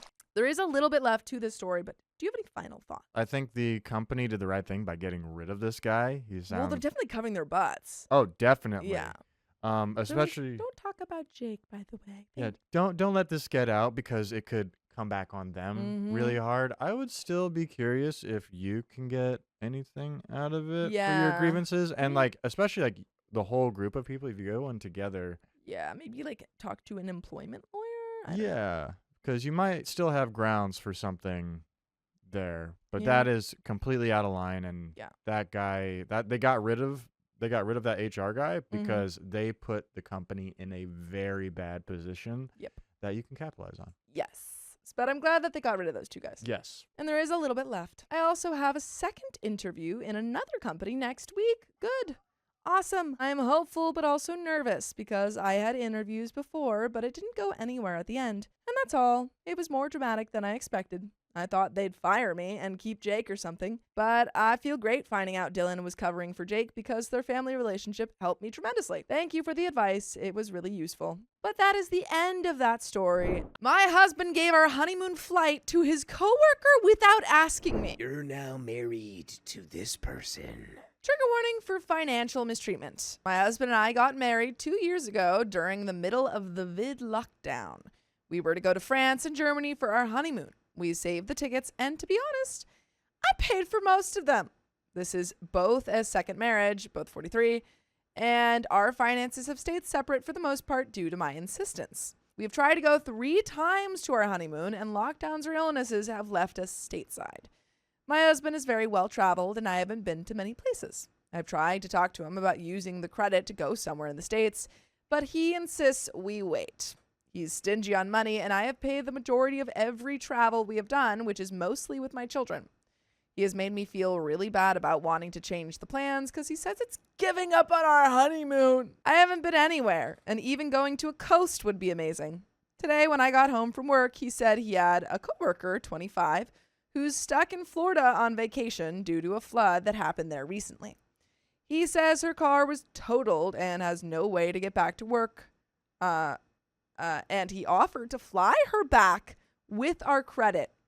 I was dumbfounded. I asked if we'll be paid back, and he shrugged and said, doesn't feel like she needs to because she's going to registered nurse school. And I am an RN, and I worked hard for every dime I make working in the ICU. He didn't ask me to use the credit. He assumed I would be fine with it. Now, it only came up in conversation about how crazy his day was. Am I the a-hole for saying no to using the credit on a coworker? Am I the a-hole for feeling like he cared more for this woman than me? And we've got an update, but what do you think? Yeah, how dare you? Yeah. How dare you? She's going to nursing school. She doesn't have to pay us back. We had the credits. I know you paid for them, but they exist, and we're not using them right now. So let's just give them away. You want to be a selfish monster and prevent this poor woman who's going to nursing school from getting a flight back? How dare you? I don't understand why she can't get a flight. Because he didn't say, oh, she can't afford it. She just said, like, he just said, oh, Sophia, she's stuck. How many times do I have to say it? She's in nursing school. She's in nursing school. Think of the nurses. I have to give her my points. God. Nope, he's like, well, I'm a registered nurse too. And he's like, shoot. Right. All right. And follow me here. Are you in nursing school? No. No, you're not. And You're that's already the a nurse. difference. That's the difference. She needs to fly to nursing school. Update. Just logged into an old computer and found this account that I no longer use. I had completely forgotten about it, and honestly have only a vague recollection of posting it due to the circumstances I will get into. The marriage ended right after this. It looks like this is almost 3 years old. Wow. And I've been away from this man as of 3 years in July 2025. This was one of the last arguments we had. He told me I was very uncaring about this stranger in Florida. Why don't you care about the person you don't know? And if I was a nice person, money would be no object to get her. Let's just get everyone. Let's pay for everyone's flights. Yeah, why don't we just You know what? throw Add, everyone add on us, a... add us to it too. You know, Yeah, pay for while you're my at flight. it. I don't need to go anywhere, but You pay don't know everyone. me, but where I'm are we going? to nursing school. Let's go Where are to we going for Japan. this flight? We're going to Japan. Guys, let's go to nursing school in Yeah. Japan. Yeah, Japanese nursing school. perfect. You want to go Japanese right nursing here? school. Right there. Ho! By this point in the marriage, I handed him my phone when I got home from work, and he would give it to me when I left for work. I tried to leave several times each time I came back. When I wrote this post, I was downloading the audiobook Why Does He Do That by Bancroft, and then deleting it each evening before I handed my phone to him. This book saved my life. It gave me the courage to try to get away and understand that he wasn't going to change. So about a week after this post, I went to get the mail, something I was not allowed to do, but something told me I needed to. In the mailbox was a $35,000 check from my inheritance of my aunt. I stuffed it in my underwear and it stayed there until the next day. I was slowly gathering my dog, purse, and documents for an opportunity to leave. He had to leave for 2 hours for work, and I called my daughter and she came to pick me up. I didn't even have shoes on, I was so anxious. That was July 1st, 2022. I'll save you all the work it took to get to where I am today, but I will say that my life is good. My life is joyous. My life is safe and peaceful. I'm officially divorced, and it took 2 years of him screaming to do that. He has yet to pay me a dime for the house that I bought, and I don't expect to see it as he is in contempt. Thank you so much for the advice that you gave me that day. I'm not sure if he was having an affair with that woman or not. Most likely he was getting to the point where he was. All evidence points to that. I don't care, though. I was so far gone that I don't even remember the post. It was like complaining about the smell of smoke when your whole house is on fire. Thank you again for being so gentle with me. To the woman who told me to use the credit and go to the coast a year ago, I did. I took one of my daughters and we went to Oregon and Washington, hiked, sunbathed on the beach, rock-hounded, did all the things. So this person on Reddit says, am I the a-hole for refusing to take my wife back after she cheated just to see if she still had it? Oh, God, that's pretty rough. But OP, I got something for you. Oh yeah, what's that? Come to our live show, May 23rd at the Stray Theater in Hollywood. Wait, how does that help his marriage? It won't. It will help his confidence, though. Show starts at 7. And OP, bring whoever you love, or whatever's left. I like this advice. And if you want to come too, go to okop.show and get your tickets there for just $20. We'll see you there. Again, thank you so much for all the support you gave me 3 years ago. Comments, BK Worm Trisha says, I suggest you talk to a lawyer and see if you can sue him for the house and force a sale with you getting the money. Work only through a lawyer so he never knows where you live. OP says, also when I went to get my things awarded to me, he met me and 5 others to help me move and stay safe. That was a year ago. Since then, I don't deal with him at all, but have my lawyer deal with it. Yeah, he met you and 5 big burly guys saying, Yeah. hey, buddy, you want a knuckle sandwich? Yeah, away? we'll show you rock hounding. I'll show you a rock. I'll tell you bang, and then I'll bury him underneath one. You'll What be up? howling. Bow, boom, bop, bow, bang. Substantial Ad says this man is unhinged. So proud of you for getting out. OP says my friends, 2 of them were his friends too, and are no longer, jumped on him to stop him from locking the door with me in it. This is Nice. terrifying, and we probably will need to update the trigger warnings. I would take my hand and I would form it into like a blade, and I would go. What are and you? it would What are like you? A Viltrumite? it would create a hole, and then And then you're And done. then use your imagination from there. and then something happens. I would season 4 episode 5 him. I'm gonna season 4 Mm. episode 5 Done. this guy, Look at but that. except everything's fine. But I'm good. No one knows what we're talking about. It's for the best. Yeah, you don't want to know. Don't ask questions. Don't do research. We're just gonna move forward now. He then got in his truck and sped off, swerving. Since he did this in front of people, he was charged with attempted harmful acts and battery with vehicle. He was awful to 3 women in his life. He was 46 when it finally caught up with him. OP says, I've been doing this. The wheels of justice are slow. The amount has been awarded to me. Now he is in contempt. And we've got an update 9 months later, a full baby later. Wowee. Yeah, I am very impressed that you got away from this situation. That seemed pretty awful. Yeah, I hope you stay away. Yeah. I hope this update is like 9 months later. I just became a astronaut. I am an astronaut. Astronaut nurse. I'm an astronaut nurse. Astronurse. Astro nurse. I am Astro Boy, and I'm saving the world. 9 months later. This is still a throwaway account for me, so it's like Christmas morning when months later I open it and see a comment or two. So as of November 2025, I have been paid for my half of the house. Woohoo! He, of course... I thought you were going to sing that. He thought he could surprise me, but he could not. Couldn't do it. He, of course, didn't go through proper channels and was in contempt, but it's done. I had to go to mediation again, which was traumatic. Seeing him made me sick to my stomach. I don't think there will ever be a time that he won't invoke a visceral response in me. Other than that, my mental and emotional well-being is so much better. I was in therapy for 3 years and just recently stepped out on my own without it. I feel I have the tools and resources needed to be successful moving forward. Also, the man I was dating is now my fiancé. We will have a small wedding, just the two of us, by our favorite river that we fish often from. We have been together almost 3 years, and each and every day gets better and better. I never knew love could be easy. He has been there even with my loss of health. And you can be with us through everything if you listen to full episodes of stories just like this. Just go to Spotify, Apple Podcasts, or iHeartRadio and search up OK Storytime. That's right. You can be with us through everything except a complete loss of internet connection. That's true. Unless you downloaded us. Unless you download. And then we're good. And then you just need battery. It pays to be prepared. But we've got a little bit left. Any final thoughts? I'm happy for you.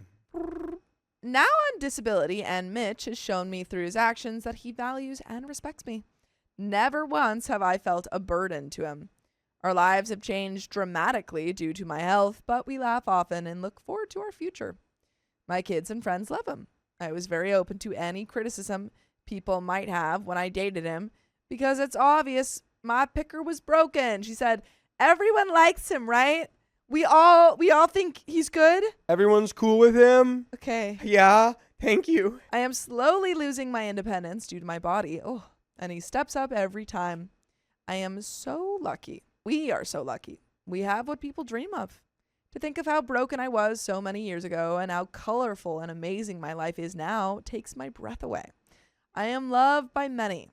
I am safe. I am happy. I wish each and every one of you the best. And that's the end of the story. My coworker is clearly faking her disability, but everyone thinks I'm jealous. Jealous of her disability? My coworker is a beautiful, rich, blonde bombshell, and I'm not. Okay, I see the jealousy part.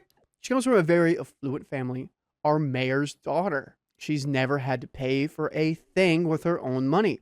Her family pays for her rent, her cars. She's gotten one for almost every birthday. A car per birthday? No. Her insurance, her medical bills, everything is completely covered. And she gets a car every birthday. Imagine making the money that you do at a job and you don't have to use it towards bills. Sophia would eat sushi every day of her life. Miso soup. And miso soup and matcha. She'd have matcha stacked up to the 10th pole, 10 feet tall. All right, she's also just head-turningly stunning. What does she not have? Oh my gosh. Customers literally push me aside to talk to her because she's so pretty. By the way, this comes from Deleted. And if you want to submit your own stories, you know where to go. Go there. I'm Riley. I'm Carly. I'm Sophia. Sick edition. This one's from there. Huh? Isn't this one ours? Yeah, Carly, it is one of ours. Wow. And this comes from our own subreddit. They're one of ours, so be nice. Or maybe. We'll see how Tell bad them how it it is. is. Yeah. But we're here to give good advice goofily. You're here to comment. Let's get into it. Opie says, she's a trust fund baby and only works at our company because she's bored. Okay. But Riley, if you had endless money that you didn't have to work, would you not still want like a little gig? Like, I think I'd still work for fun. I would just pick what I wanted to do more strategically, and it might only be part-time. But I think I'd still be like, I hate sitting home alone all day. I would probably go volunteer somewhere at a 503. So you'd stay busy out and about, though. Yeah, but Yeah. I wouldn't like. You wouldn't do it for money, though. I wouldn't. Yeah, no. At Yeah. that point. I guess at that point, yeah, volunteer does make more sense. I probably would too. Like Michael Sheen is a non-for-profit actor. Oh. He's Yeah, there you go. He's in Good Omens and also in Twilight. So she's a trust fund baby. She doesn't show up half the time, leaves early all the time, and is just generally lazy at work. She's that way because she can be. The owner is a close personal friend with her dad. So basically, she's invincible. Yikes. So she can't be fired. She's literally perfect. She doesn't need to be here. She doesn't do her job. I would scream. I would scream so loud if I had to work with someone like that.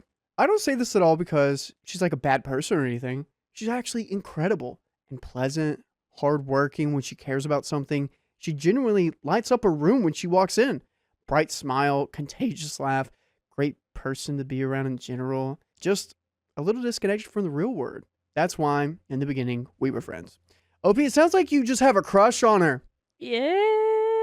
I feel like... Because honestly, if it was this way and this is how she was behaving at work, I would just be like, oh my God, she's the worst. She's so annoying. And you're still like, she's so nice to talk to. And I just really, like, everyone lights up around her. No, I'd be so annoyed if she showed up and didn't do a thing and left. Well, Her charm wouldn't depends on outdo what it. the job is. If it's like she's just not showing up and doing her stuff and that stuff falls on me, yes. If it's not falling on me, you go, girl. It'd be annoying. It's but falling on someone. the boss. Anyways, I come from the polar opposite background. I was homeless many times as a kid, a substance use adult, and a disabled woman. I'm also not good looking in any way whatsoever. It's not something I particularly like about myself, but something I've come to accept. I have PCOS, I'm overweight, and I definitely don't light up a room in the way she does. You're lighting up our room with this story. I couldn't go to school because I had to take care of my disabled mom, which I still do till this day. I didn't get a car until I was 25 after busting my butt. I've had to work extremely hard to get this basic service working job I have now. I make just above minimum wage in one of the highest cost of living cities in the country. So I work full time, have a part-time job, and I take care of my mom. It's the only way for me to survive. Okay, now looking at it, that's annoying to be around. Yeah, it's super annoying to be around. See, I'm a little confused because she sounds like she does, like her coworker does work hard sometimes, but also just like chooses to leave early some days or like not do the work. So it's like that part would get annoying. That would totally outweigh the like. It's the self-centered mindset. Yeah, it's not worrying about who you're working with. Ugh. This is what eroded our friendship. She couldn't understand why I couldn't go out and spend money with her, and really got tired of me saying no to my second job or to take care of my mom. Oh, but oh my God, you have a very, very interesting opportunity ahead of you. What? You want me to hang out with you? I gotta work my second job. You want me to take time off, Do hourly you think time she would that pay I get for paid you to take off? $50 an hour for to hang out with you? That would be the thing, though. I feel like if I was that wealthy and I wanted to hang out with my friends, I'd be like, okay, how much would you make today? And just like pay them like double or triple that and be like, come hang out with me. Hey, that's the situation you have in front of you. It could work. I didn't think or care about much of our differences, but it did bite at me when she would roll up to work, stand there chatting for an hour, and then leave because she had anxiety. I'm not saying she doesn't have anxiety or can't, but I'm diagnosed with an anxiety disorder and can't leave work every time I have a panic attack. And when she leaves, I have to pick up her slack, and it forces me to even work harder. Okay, this is where I have a problem with. This is where you have. Yeah, if I have to pick up someone else's slack, come on. What are you here for? She's Just get not another here. guy. She's going home. Okay. Honestly, this is what we need. Sophia, what do you call that person that like is underneath someone and they're like looking at everything they're doing and they're not the lead actor? An understudy? Understudy. This girl needs an understudy. Every time she's out, we get someone they can have a blonde wig, whatever, just make her look similar. She just rolls up every time that person leaves. Yeah. That doesn't really solve the problem, though. But Yeah, it does. Yeah, it does. It solves it. It puts a band-aid on the problem. What do you mean Band-Aid? This solves it. What happens when the understudy's sick? Sophia, what do you call the understudies person that studies under them? That'd be a swing. So we get some swingers. No. See, the issue Here though, we Riley, go. is normally when the understudy or normally when the swings are not on, they're fulfilling a different role. But don't just get one, get multiple. Swingers. Then we never have to worry about anyone not having a job or picking up slack. Everyone will just call out. Let's just all go home. Why is Can you everyone call the calling out? swings in right now and we can all go home? If I go home, I'll But find you're out. getting paid. I am home. That really hit different, Sophia. Anyways, we've worked together for almost 5 years now. When we were 21 and 22, and now we're 25 and 26. So I've almost gotten over the looks part of things, but can't get over these things. Just because she's rich and pretty doesn't mean that I should have to do my job and her job while having a panic attack and making $7 less than her. Why do you make so much less than her? It's because she's What? not friends with her dad's boss, Yeah. dad's friend's friend. So I got over her being pretty part. The fact that you were just uncomfortable that she was pretty, that sounds like insecurity and jealousy. The pay part, I'm totally on board. That sucks and is unfair. Time to look for a new job, perhaps? Might be hard. Last year, we both went for the same promotion, and she got it. She gets paid more than me. And the day after she got it, she claimed someone hugged her too hard and hurt her shoulder. I'm with you now, OP. OP, don't do her job. Leave it for her to do when she eventually shows up. I don't know, man. I don't know. I would agree to do that, but I would also feel like, unfortunately, OP would be the one getting reprimanded for it. Yep. And then, like, OP gets fired or something, and the cycle just repeats. You know, people are people. Some people are more evil than other people's, and that applies to bosses. And in these things, you know, yeah, you get reprimanded. Yeah. They probably will fire you or something. It could be a good idea to maybe just start looking for jobs, but right now the issue would be like finding another job that's so willing to work with her already other job and her mom's schedule. Like she has a schedule that works well. But Carly, you don't make the shots you don't take. That's why I'm saying you can look, but I'm sure that's the It's gonna be difficult. hesitation. You need to find Yeah. something. You're right. That happened last September, and she's still being paid more an hour for me to do her job for her while she gets paid to sit around. She hasn't stepped foot in the department since last October, and I'm doing all of her work. You know, I think I could do that. I think if I just don't show up, Sophia would cover for me. Yeah. Done that. When? No. Yeah. When? Whenever you're sick or you're gone. So since you already know how to do it, you can just keep doing it. Look at that. I now have a swing. Or wait, is it understudy? Understudy. You would be a swing, so you have another job. Do you want to be a swinger? No. Okay, she said no. Okay. I was going to promote you, but whatever. She got hired. I was heartbroken because her record is so bad and I work so hard and I actually need to make more money to survive while she doesn't. It hurt really bad to know that no matter how hard I work, it'll never compare to the rich, pretty girl whose daddy would give it to her. It hit some wounds for me. I had to go to a few more intensive therapy for a few months to cope with the if the rich, pretty girl is going to get it, then why even try feelings? But I never shared that with anyone, and I handled it within myself. And now for the real issue. God. We haven't been on the issue? It's like going to, a garbage site. Like, guys, I want to show you some trash. And you get there and it's all trash. It's like, oh, we haven't even got to the trash I want to show you yet. Sure. That's The happened local somewhere dump. before. Yeah, it's totally happened. Have you ever been to a local dump?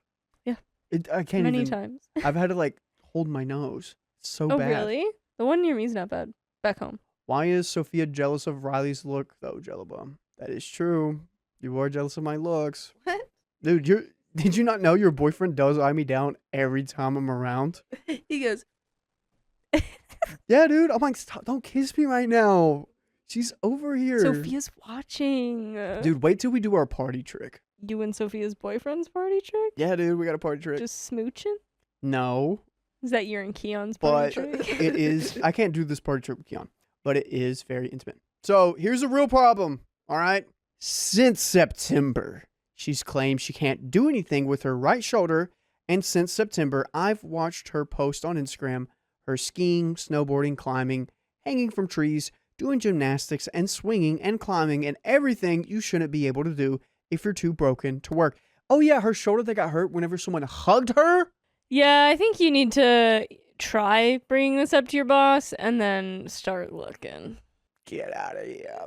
I didn't say anything to anyone because I was convinced that I was just having residual jealousy. Since September, I have been doing the position she was hired to do over me for $7 less than she's getting paid to do literally nothing. I went to our boss and showed her what she's been posting, including a video of her hanging upside down from a tree by the shoulder she's been claiming she's too injured to work for. My boss said that it is none of our business what she does outside of work and that I am just jealous of her. It's tough because it does sound like there was a point in time that OP was jealous of her. I agree. So I can see that lingering and the boss being like, well, this is a little weird, but also like, come on. She gets paid $7 more to not be here. That's fraud. Yeah. I don't know. Because there is a world where she probably is making the company more money by just sitting around and not doing anything. Only if that job is like just to get people, men that are lustful to come in and like, you know, just have a chance to talk to her. Implied it was like the restaurant industry or something. I think they said service industry earlier. Guys, type 1 if you think OP should leave. Type 2 she should stick it out. Everyone knew that I was upset that she got the position over me despite her not needing the money like I do. My direct boss told me that I'm just jealous, but this can't be normal, right? She's directly scamming the company by pretending she can't work when she can. Every day, I have to get paid significantly less than she does to do her job and my job while she sits in the back on her phone. How is that fair? Yes, I'm jealous that she's rich and pretty. Sure, sue me. But I think it's natural to be jealous of someone who doesn't have to work for things like you have to. Gets handed things you'll have to wait years for just because the thought entered her mind. But I don't feel like this isn't just me being jealous. I'm being treated unfairly, right? I'm considering taking this to HR, but I don't want to be wrong, and I'm sure it won't matter because her dad will probably make sure I'm the one fired before her. Girl, you haven't taken this to HR yet? Fully, though, if you take this to HR and they fire you for, like, without a reason, you can sue for that. Yo! OP, this is a win-win. Had to dig your contract and everything, but, like, if they just sue you if they just fire you just because, then, yeah, you can totally have a case for that. Yeah, dude, take this to HR immediately. And I don't know, there's resources out there. You can look it up on something and in a way to sue correctly and get bunches of money. I'll be your lawyer. I could do it. There you go. That's why you need a swing to come in, because you'll be OP's lawyer. It's working. It's working, everyone. What am I supposed to do here? I know I'm jealous of things I can't control, but I have never once made it anyone's problem but my own. And I feel like I'm being punished for ever having felt that way. I shouldn't have to do 2 jobs for the price of 1 just because I've been jealous of her in the past, right? Collect all your evidence and go to HR. I would do that. It's unfair. Probably work on the jealousy thing because, I don't know, you're a special person. You're amazing. You're doing an amazing job at taking care of your mom. I feel like a confidence thing too. Yeah. Yeah. But be vocal. I've had to learn, you got to be vocal about some things or people aren't just going to realize it. They'll be like, oh, this is just how things are. Yeah, well, it sucks because it sounds like she's gone to people and been vocal, and they've just been like, sound really jealous. But hopefully your HR is unbiased because they're supposed to be, and you can actually take it to them. Yeah. Nina says, just remember it's illegal to present yourself as a lawyer if you're not a real one. Well, explain yourself if someone has to represent for themselves. You're not a lawyer. You're self-representing. You're not claiming to be a lawyer. I'm representing themselves. No, you can represent yourself. You can't go in for them and be like, I'm a lawyer. That's what I'm doing. I'm representing for themselves. Yeah, you can't. That is illegal. You can't claim to be a lawyer I'm not claiming. I'm representing themselves. as a lawyer. I'm not. I never said I was. I said I could, but now I can't. But now I'm like, I'm just representing them. You said that they can represent themselves. They can represent themselves. Yeah, I'm representing themselves. No, you're representing someone else. If you are representing OP, you're not representing yourself, and neither is OP. See? And this is why I'd be a great lawyer, because I am representing themselves. But I'm not technically a lawyer. No, you'd rage bait the judge and they'd kick you out. Nuh-uh. No. You'd be kicked out so quick. Also, if you want to listen to more crazy stories, go to your favorite podcast platform, Apple Podcasts, Spotify, or Apple Music, or Spotify Music. iHeartRadio. Just go somewhere and search up OK Storytime, okay? There's so many places you can do it. Sophia, is there like an update or something? Like a comment, Yeah. reply. If you can't pull it up and you can find something, that's okay too. This just really makes me want to become a blonde bombshell even more. I'd be hot. Are you going to dye your hair? Bleach your hair? I'm just saying if I was Angie a could blonde, do it for you. she could, yeah. But if I was, I'd be hot. I saw a TikTok yesterday that said men over a certain age shouldn't be blonde anymore. Blonde is for boys. And then they gave Robert Irwin a pass. Yeah, but he's still young. He's still a boy. I think the age was like 25 or 26. It's one of those things where it sounds like we at least ended the story before she went to HR. So there is a chance that there is still hope to come from it with going to HR. Sorry, what were you saying, Sophia? It looks like all of the comments are just like, you guys hate me. I can't do anything to fix this. And that's it. That's all she has. Are the commenters mean? No. Oh. I mean, not all of them. Some of them are just like, hey, like, here's a suggestion. I can't do any of that. Interesting. She needs some confidence. Hopefully she'll find it. Yeah. Continue to go to HR, rack up the evidence, annoy the crap out of HR. Yeah, you've had a hard life, OP. I'm really sorry. But there's still a way and a path. And in order to change the direction your path is in, you need to take different steps. I just made that up. Put that on a poster. Come on. Come on. That was good. I can say it again. Sure. Okay. In order to go down a different path, you need to make different steps. You're not wrong.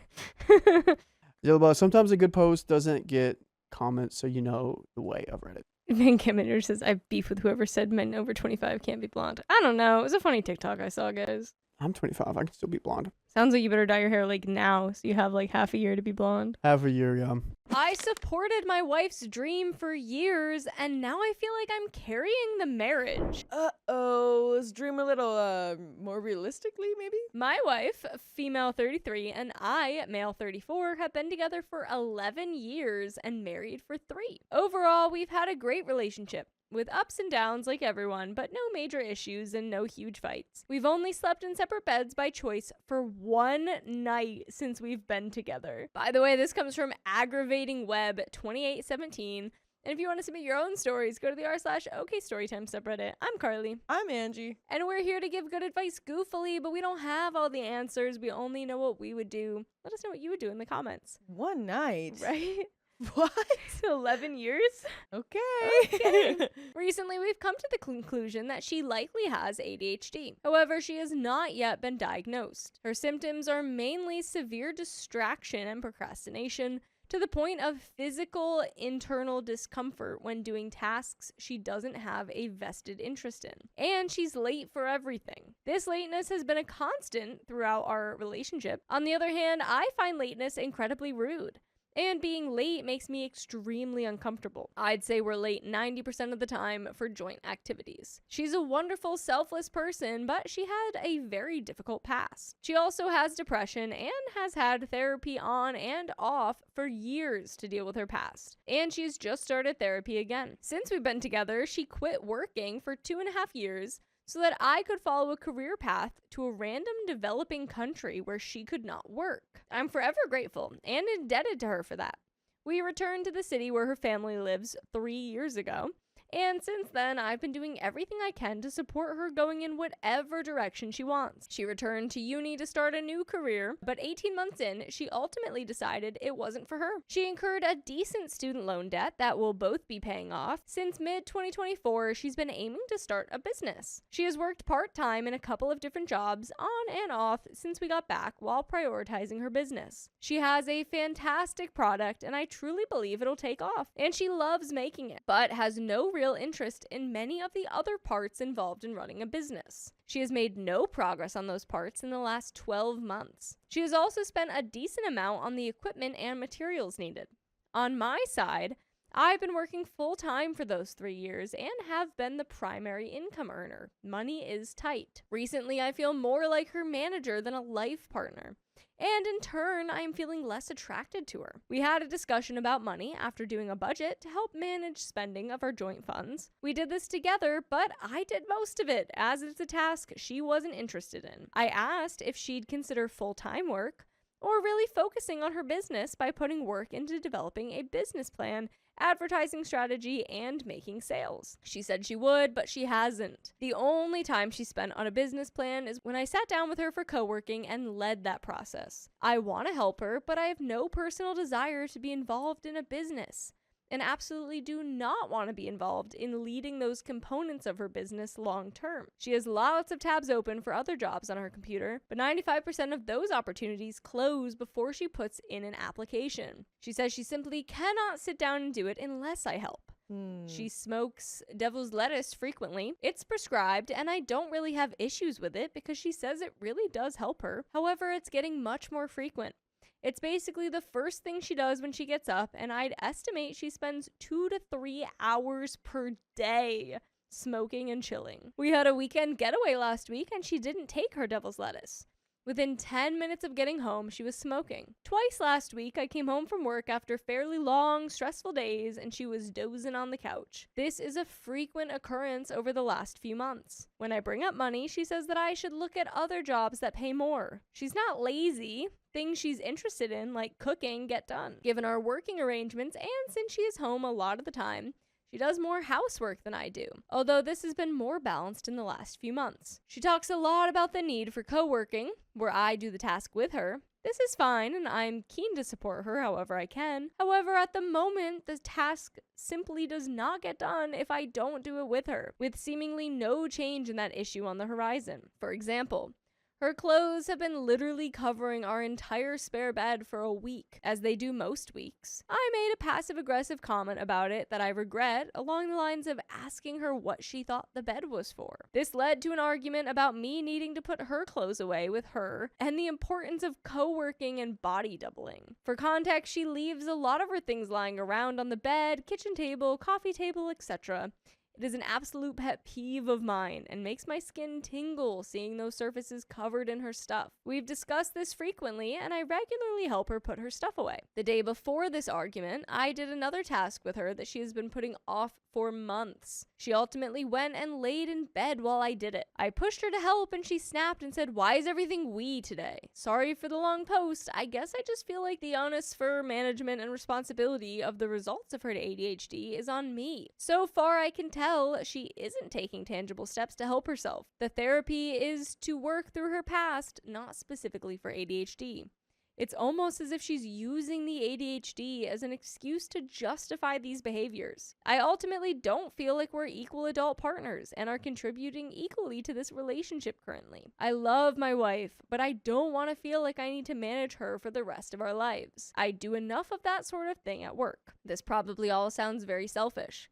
I'd say I'm the more selfish one in our relationship. At the same time, I feel like I also have a right to get what I need out of the relationship, which isn't happening at the moment. Keen to hear from anyone who's been through a similar thing. I hope you're all keen to hear that you can listen to more full episodes with stories just like this. Just go to Spotify, Apple Podcasts, or iHeartRadio and search up OK Storytime. This girl, I think is unmedicated ADHD, and I feel like we should get some of that going. I think the same. Let's get some of that medication in her system. Help a little bit. Just a little bit. That was an interesting moment though, where it's like most of it is like she needs to sing for multiple things. Like, I need co-working. I need you to do this with me so that I can do this, which is a very common thing with ADHD, the whole like body doubling thing. But then it's strange to me that when you start doing something that you guys both need to be doing, she's like, why do we have to both be doing this? Like, she's what? Like, you want us both to do this task? Yeah. It's like the one that you asked me to do with you? Yeah. Right. Like, yeah, I do. Crazy how that works. Right. That's like when you have to explain to kids, like, when you say, can you help me with this? That doesn't mean, can you do this for me? Yeah. Like, Literally. But yeah, I think we need to try medication. Yeah. And if that's the case, I mean, maybe she's not lazy, but maybe she's just definitely gotten into it like a mindset of not working towards stuff. Yeah. I don't know. That's what it feels like, because he said she was motivated when it's something that she's like really like jazzed and interested in. So I'm Sure. like, so maybe if we had the focus for the stuff we're not interested in too, it would Yeah. help. Yeah. I don't know. Edit. Thank you to those who have already commented. Couple of things to clarify that have come up in the comments. I trust her implicitly and know she is not taking me for a ride or mooching. She is and has always done her best at contributing. I'm aware of the limitations she may have and am trying to understand them as a mechanism to balance contributions a bit more. I should have specified she is currently working part-time and has been for a while. This is so she has time to focus on her business, but see the limitations to that theory in the original post. We have some comments. Commenter 1, another adult with ADHD here. I agree that she really needs to be evaluated, diagnosed, and treated. It's helpful to have a partner who understands my ADHD and doesn't expect perfection from me, but it's not enough to say, well, I think I have ADHD, so just have to accept that I can't contribute. It can't fall all on you. If she likes making her product but avoids everything involved in the business side of things, it's very hard for me to imagine that she's going to be able to run a sustainable business independently. Treatment could make a major difference in her ability either to actually execute on her business or get any kind of job. FocusMate is an excellent online platform for co-working anytime. I also really benefit from body doubling and I use it a lot. Medication is very helpful for me. OP replies, thank you for this reply and for the recommendation. I'll pass that on. Your point about the business is spot on and has been nagging me for a while. Can I ask what way the medication has helped you? Comment 2, she's taking you for such a ride. She literally tells you she needs you to do everything with her so it gets done, and that's just what she needs. That's some wild crap. You've helped enable the entitled dynamic too, OP.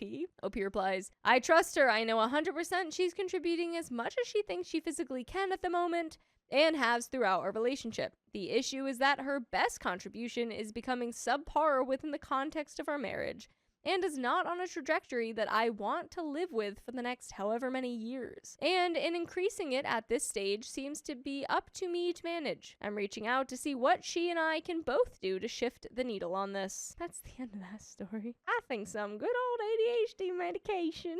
I think so. I think she should talk about this stuff in therapy for sure. Right. I feel like it probably just maybe hasn't come up, and if the therapist heard any of this, she'd be like, honey, be like, okay, let's we're gonna work on help this. with that. Yeah, because like I have ADHD too, and like I'm on medication, but even on medication, and like I don't know, there's things that I could have done differently on my own without medication that would have helped, and there's things that I should do differently on medication on my own that could help. You know what I mean? Like like there's also just other things and other mindsets that you could have towards things that will help your ADHD, and like other practices and like even stupid things like exercise and eating well. You know what I mean? It's like that stuff like contributes to it too, and a therapist will definitely help you figure that out more. So that's the end of that story. I think my coworker is interested in me, but I don't know how to confirm it. Ask him. I, 22 female, have been working with my company for about 5 years now. 2 years ago, I moved to a different city and was lucky enough to get a position with the same company here, where I've been growing really close to my coworkers. A little bit about my work environment is that this place has a lot of men, but they're all in their 30s and 40s, and they treat me like their own child. Friend. By the way, this comes from username Sleeping Tammy, and if you want to submit your own stories, go to the r/storytime subreddit. I'm Vincent. I'm Sophia. And we're here to give good advice goofily, but we don't have all the answers, so go ahead and give us what you would do in the comments. OP says, I technically work with a different company, but we use this company's office to do everything. I personally don't know the people who I work with in my actual company except for the people I have trained. I only know my boss, HR, and the accounts manager. I don't even know who is scheduled when I don't work. I hope this helps give some context. A few months ago, we had some new hires, and one of them, let's call him George, 22 male, joined. Funny thing is, he's just 2 months younger than me. I'll admit, I didn't like him much at first. That's how all love stories start. Enemies to lovers. Ooh. And I honestly can't even remember why now. But that changed pretty quickly. He's incredibly hardworking, sweet, and respectful towards everyone. Since we're the only young ones here, we naturally started talking more. He would always sing-song my name whenever he saw me. Fast forward to mid-August when I was about to go on vacation. Everyone at work knew I was going to be gone for a while, so they were telling me to have fun and enjoy myself. George seemed genuinely disappointed that I was leaving. When I was saying my goodbyes, since I worked the day before I left for vacation, he gave me a really long hug. He's super tall, like 6'2", so it definitely stood out. He also asked for my Instagram, and we started texting after that. While I was traveling, he kept checking in and asking if I landed safely. Girl. Come on. He commented on my stories, and he told me he was happy that I was having fun. After I came back, I got sick and couldn't go to work for a bit. But he kept texting me to ask if I was okay and if I needed anything. Come on! He even said that he missed me. Every time I thought I was better and texted him saying that I would come in, I ended up not going. There was also a week where I was having scheduling issues, which made it difficult for me to get my hours back. The day I was finally scheduled, I didn't text him that I was coming in because I wanted to surprise him. When I returned to work, I was met with a surprise of my own. I was sitting in my office doing some paperwork when George suddenly came into the room to grab a pair of keys and some other things from inside. It's a keycard only room, so not everyone has access to it. He came up behind me and hugged me from behind. I was a little stunned, but he seemed genuinely happy and he missed me. Doy. Doy, a hug from behind. Oh Not even a my. hello. That's My, like, oh my. very- And he's tall. He's 6'2". he's 6'2". That's a very intimate thing. Yeah. A hug from behind. That's a big deal. I don't know if he likes me, though. I just don't know. Later that day, when I was working, he hugged me again in a big bear hug. Since that day, he's been super clingy. He'll buy me my favorite food once in a while, or get me hot chocolate, especially on days when we have to stay in the office until 1 a.m. What do you do? He would even hold my hand a little too long when we high-five. A few times, he has caressed my cheek when he arrives at work, when he greets me. We had been planning to hang out outside of work hours, and we're finally able to do that. I finished my classes, and we went to a really cute photo booth. Date. Date, date, date, date. That's a date. Date. That's a date. After that, we got Asian food and bubble tea. Date. That's a date. And it was really nice, and we've been planning on catching a movie next month since I'm very busy with university. One side of my best friends has been gushing and telling me that I totally went on a date and this wasn't just something friendly. The other side says it could just be that he's very friendly, and since we're the only ones who are 22, he might want to be close to someone in his age group. Those friends are also oblivious. Yeah, girl. No one's caressing just because they want a friend in the group. Yeah, Or who's and their age group. when someone, no matter what gender, Yeah. puts this much attention into you Mhm. and that much effort, they're into you. They're into you. They're into you. So, Reddit. This is my question. Is this just a friendly gesture, or does it sound like he's actually interested in me? I really don't want to misread the situation, especially since we work together. I'd love to hear what you all think. Is this a crush, or just a really close friendship energy? We have some comments. He's into you. He's He's- into you. He's into you. I don't know what else you want us to Yeah, say. that's all I can tell you. What would it take for OP to be like, yes, he is into me? What is For like, him to say, I have a crush on you. yeah, like, but like he could kiss her Yeah. and no, be she'd like, I don't. was it a friendly kiss? Yeah. We made out for 5 minutes, but it felt friendly. It felt good. Could be friendly. It could be friendly. Come on. Comments. Comment number 1. Sis, for real. This guy sounds incredibly interested. We call this behavior sniffing around where I'm at. And in case you're wondering, my quote-unquote work husband, aka my soon-to-be actual husband, Ooh. and I worked together a year before we got together. It was enough time for us to realize we were each other's forever. It doesn't work for everybody, but it works for us. I love working with him. Waking up with him, carpooling with him, being with him 24/7. He is the biggest and best risk I've ever taken, and I will never regret it. OP, OMG, I've never heard of this term before. I assumed he was just super friendly, which is what some of my friends said, and the others said it was just a date, so I'm kind of confused. Comment number 2. I'd say he's into you, but since this involves work, be careful. Look up workplace policy on dating coworkers, if there is any. Think about how this may look professionally and if it will impact your career, if you're planning on staying here long term or not. If the relationship ends, how would it impact your work? I would say the safe thing to do would be to focus on the long-term friendship first. Boo. Boo. He's boring. Boo because boring, not because Boring.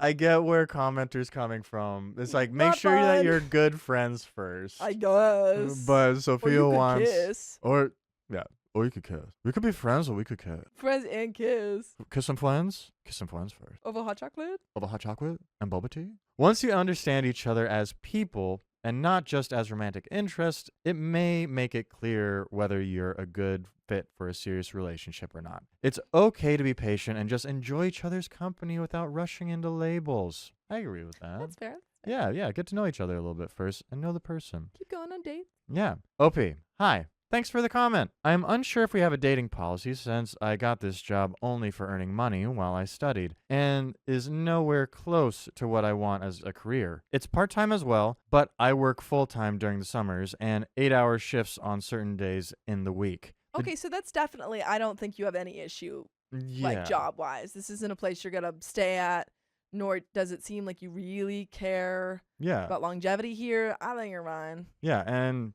yeah, if it's part-time, I think there's definitely still look up the rules, but there's ways you can get around the rules. I think it's fine. It's kind of fun. Get around the rules. Mm. The job market sucks here, so I have remained with the same company for 5 years since it's hard to get other jobs, even if after putting in multiple applications. He also works for the other company, and I have no idea on what their dating policy is as well. We haven't told anyone that we hung out one-on-one and took pictures, but one of my colleagues with whom I've worked closely for the past few years somehow found out, LOL, and has been teasing me about it. Also, he has kind of been shipping the two of us for a while now. Haha.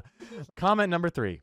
He's into you. The behind hug, the cheek caress, the planning the one-on-one quote-unquote dates are way beyond just friendly, especially from a male coworker. This is classic crush behavior. OP, he is pretty affectionate with people he is close to. I don't want to confuse it as him crushing over me. I know he doesn't have a girlfriend, and he did say that relationships were annoying, so yeah, which is why I'm pretty confused. Reply, he might be doing that just for attention if he thinks relationships are annoying. False. Like one of those people who only get into situationships and can't commit. Just guessing though. I do think the dating and having a crush pre-relationship time is fun. So maybe just keep going on dates until you feel like you have to outright ask him what you are. I think that's fair. Yeah. Yeah, I think that's fine. I don't think that's what he's doing, but I think their suggestion is fine. Yeah. I think he's definitely into. I also agree with you don't need to rush into it. Yeah, So it's just fine. keep letting it grow right now. OP, the thing is, he's not the one to get into situationships, LOL. He is super innocent and basically a big teddy bear. He too has never had a girlfriend or been intimate with anyone, and he kind of believes that he should be intimate after marriage. He is religious. Okay. Okay, Explains like a lot. yeah, and we have an update, but your thoughts right now. I think just hanging out as long as you enjoy it. You don't have to worry about what does he think, blah blah blah. Just hang out together. And if it gets to a point where you're I need to know answers, then you can ask. Yeah, and I definitely feel I don't know where OP is at religiously, but if he's very religious, I'm kind of siding on the side of just enjoy it for right now. Yeah. Keep learning each other as people and make sure your guys' value align. Because if Agreed. religion is really important to him, that's going to be a thing that if you have a relationship, that's going to be a thing that's going to be a facet of it. Agreed. Yeah, but we have an update. Woo! So here's what's happened since. Yay. After my last post, George and I kept getting close. Mm. We still text every day. Ooh. Usually with him starting the conversation, and he still does little things like bringing me coffee or snacks when he knows I'm working late. He also started something new. He would walk with me to the bus stop, which is about 2 minutes away from our office, and wait with me until the bus came, specifically if it was 10 or 11 at night. We also went to see that movie we talked about, and yes, it totally felt like a date. He paid for my ticket and food, and he was definitely more affectionate. He held my hand and even brushed my hair behind my ear. After the movie, he admitted that he really liked me and had been trying to show it without making things weird at work. He said he didn't want to cross any lines since we technically work together, but he couldn't help getting attached. He said he genuinely enjoys being around me and feels like we just click, and that he hasn't seen someone as smart or as hardworking as me. For context, I'm majoring in a criminology honors program with a minor in political science. Okay, OP. And he found that extremely fascinating and He's attractive. like, you're just so hot. You're into criminology. You're into fighting crime. Oh, man, and criminal minds over political here. Justice. I love it. I was extremely shocked by everything and didn't really know what to say. Internally, I was screaming. By the way, you can be screaming for more episodes of OK Storytime. Just go to Spotify, Apple Podcast, or your favorite podcast purveyor and look up OK Storytime. We have other relevant updates to discuss, but any thoughts here? It's all good. My thoughts are all good. I knew this was coming. We knew this was coming, and I'm glad it did come. Congratulations on catching up to where we all were. Yep, I'm so happy. I'm happy for you. This is an exciting time for you. Let's go. Woo. Since then, we've been taking things slow. We're not officially dating yet, but we're definitely more than just coworkers or friends now. We've talked about keeping things professional at work, and so far it's been fine. We did inform our respective supervisors, and they were super chill about it. Only one colleague, and the one who always shipped us, knows we're more than just friends or coworkers, and has kept it a secret. Yay. See? Good. And good on you guys for taking it slow and telling your supervisors. So, to everyone who said it wasn't just friendly energy, you were right. Thanks for helping me open my eyes. Turns out sometimes it really is what it looks like. Yay. And that is it. My roommate kept going back to his ex while sleeping with me. Stop doing that. I, 24 female, started working at an unnamed coffee chain and befriended everyone rather quickly. We were preparing to open the store officially. They had just finished building the store, but not quite opened it yet. And that is where I met my roommate, Jake. By the way, this comes from Trash Boats Are Us, and if you want to submit your own stories, go to the r/OK Storytime subreddit where this was found. I am one of your hosts, Savannah. I'm Sophia, the other host. We are here to give you some good advice goofily, but don't have all the answers. But we would love to know what you would do in the comments because we're going to tell you what we would do right now. As OP says, Jake, 22 male, and I hit it off pretty quickly.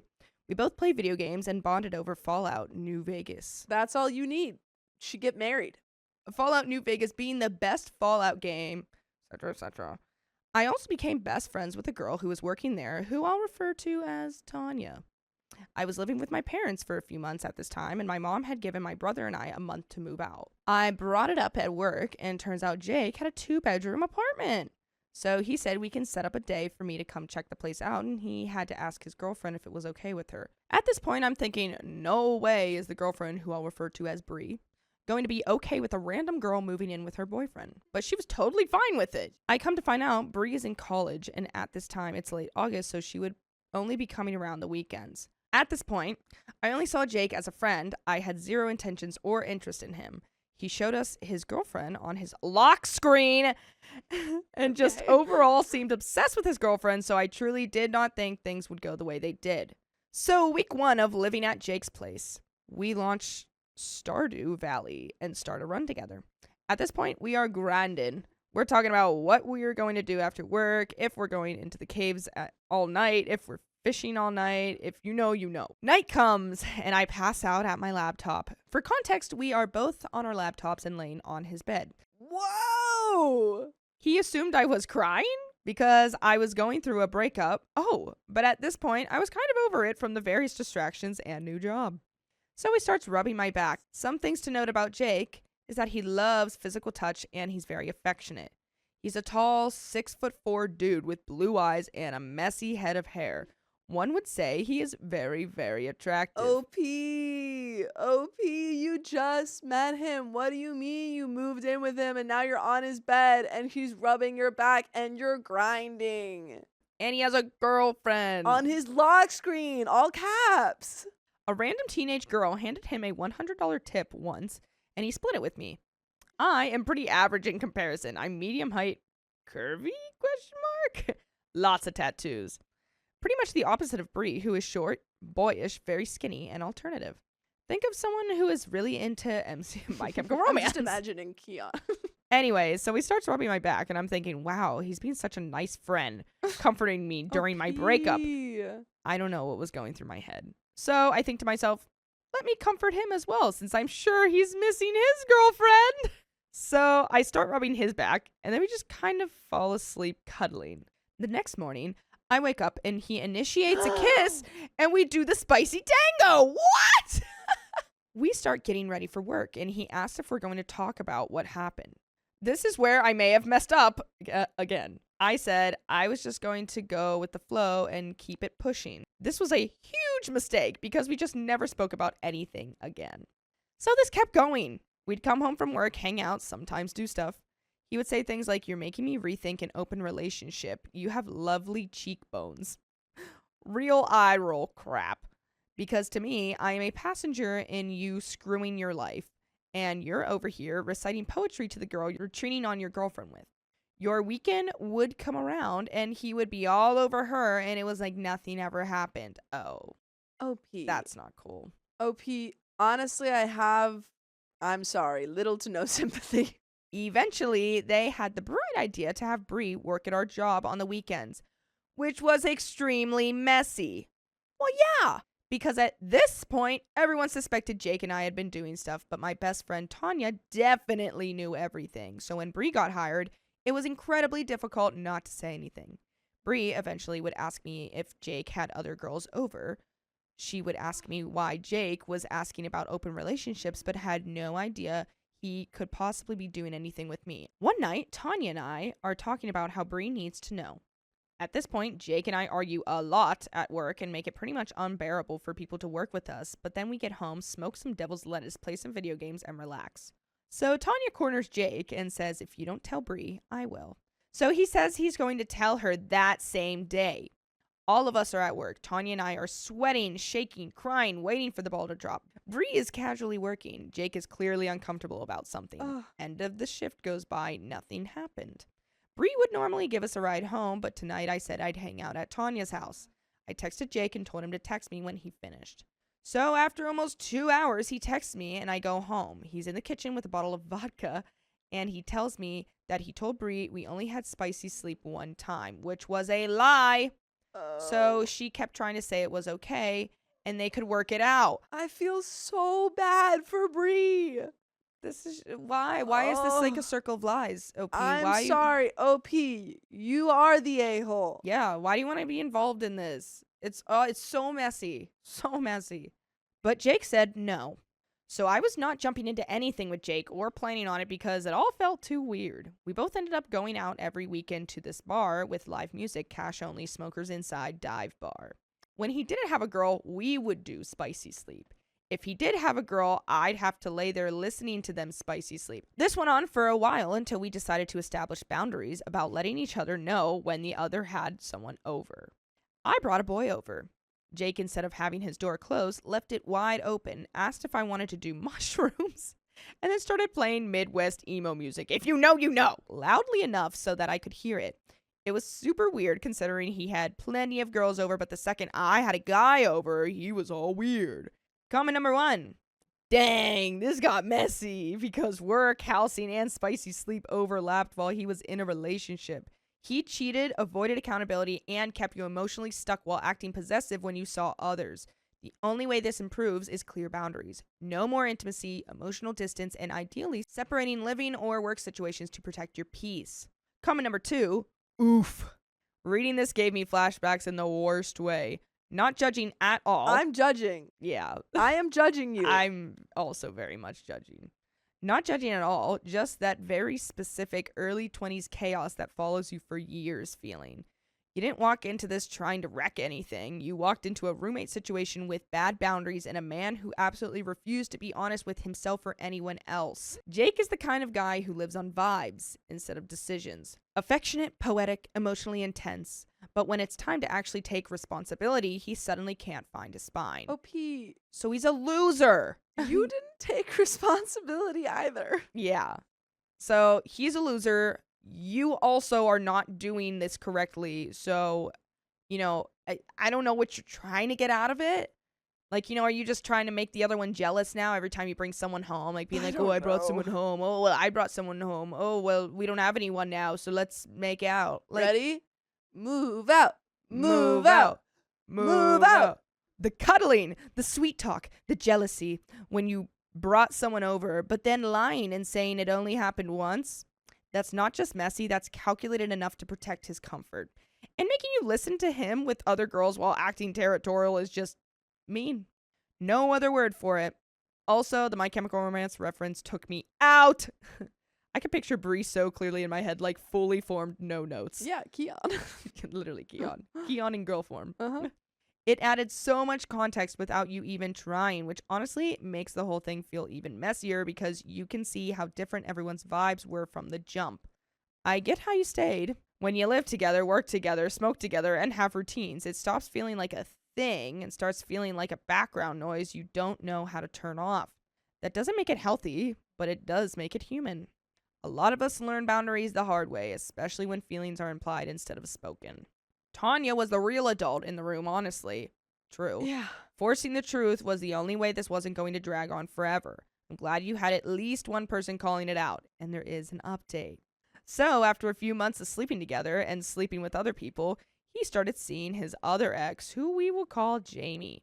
Jamie and I ended up becoming friends because she was a really nice, sweet girl and I enjoyed her company, so the three of us would hang out. He would tell her he loves her and basically kind of leading her on because she was still sleeping with me. It got to a point where it became weird for us because he would want to watch something with us and sit in between us and put his leg against me, cozy up to me more. To add to that, when the both of us would hang out or be out and about, we would hold hands in Ubers, buses, share AirPods. When we were at work, he would buy lunch and split it with me. We essentially shared everything. It felt like we were in sync with everything we did. After a certain point, I decided to tell Jamie what was going on / what has happened. So you did the same exact thing, OP. So you did not learn. You did the same exact thing. This is why we have to be honest in the comments. I'm getting heated. This is why we have to be honest in the comments because you didn't learn. OP, you're making me mad. You're making me mad. She was hurt, but ultimately stuck around for friendship purposes. Eventually, she just wanted to hang out with me, so we would go and do our own thing.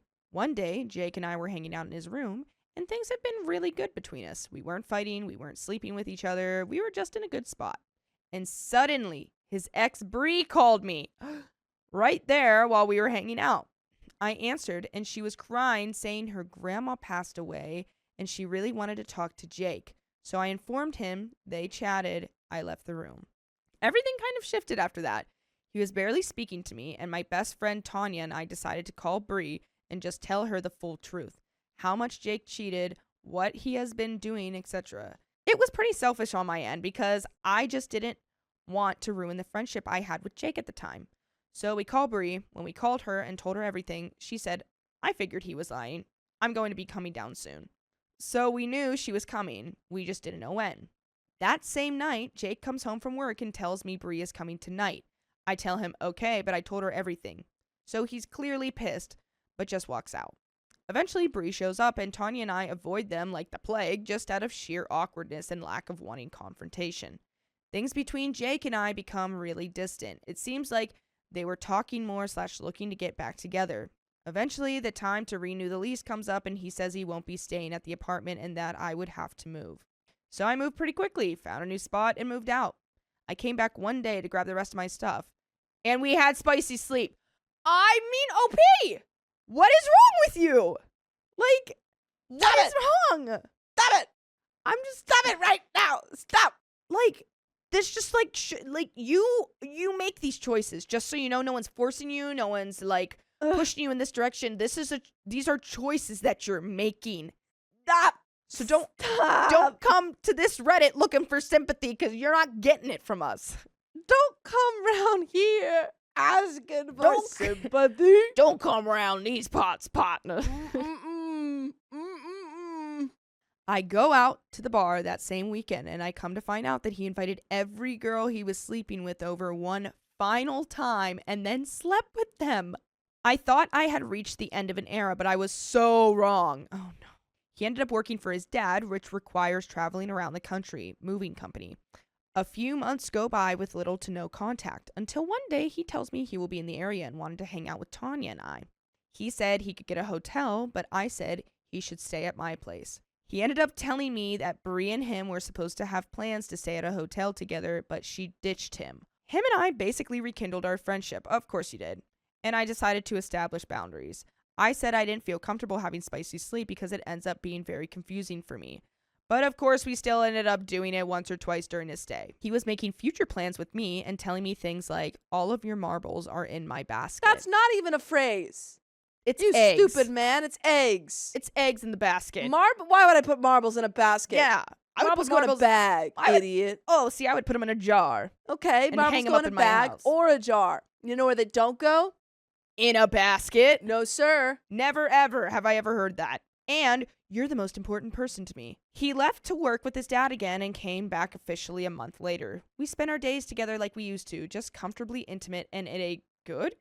Space. When suddenly he tells me Bree messaged him and they have been talking again. Bree, girl, what are you doing, Big Bree? surprise. Big surprise. This guy must be like legit charmer.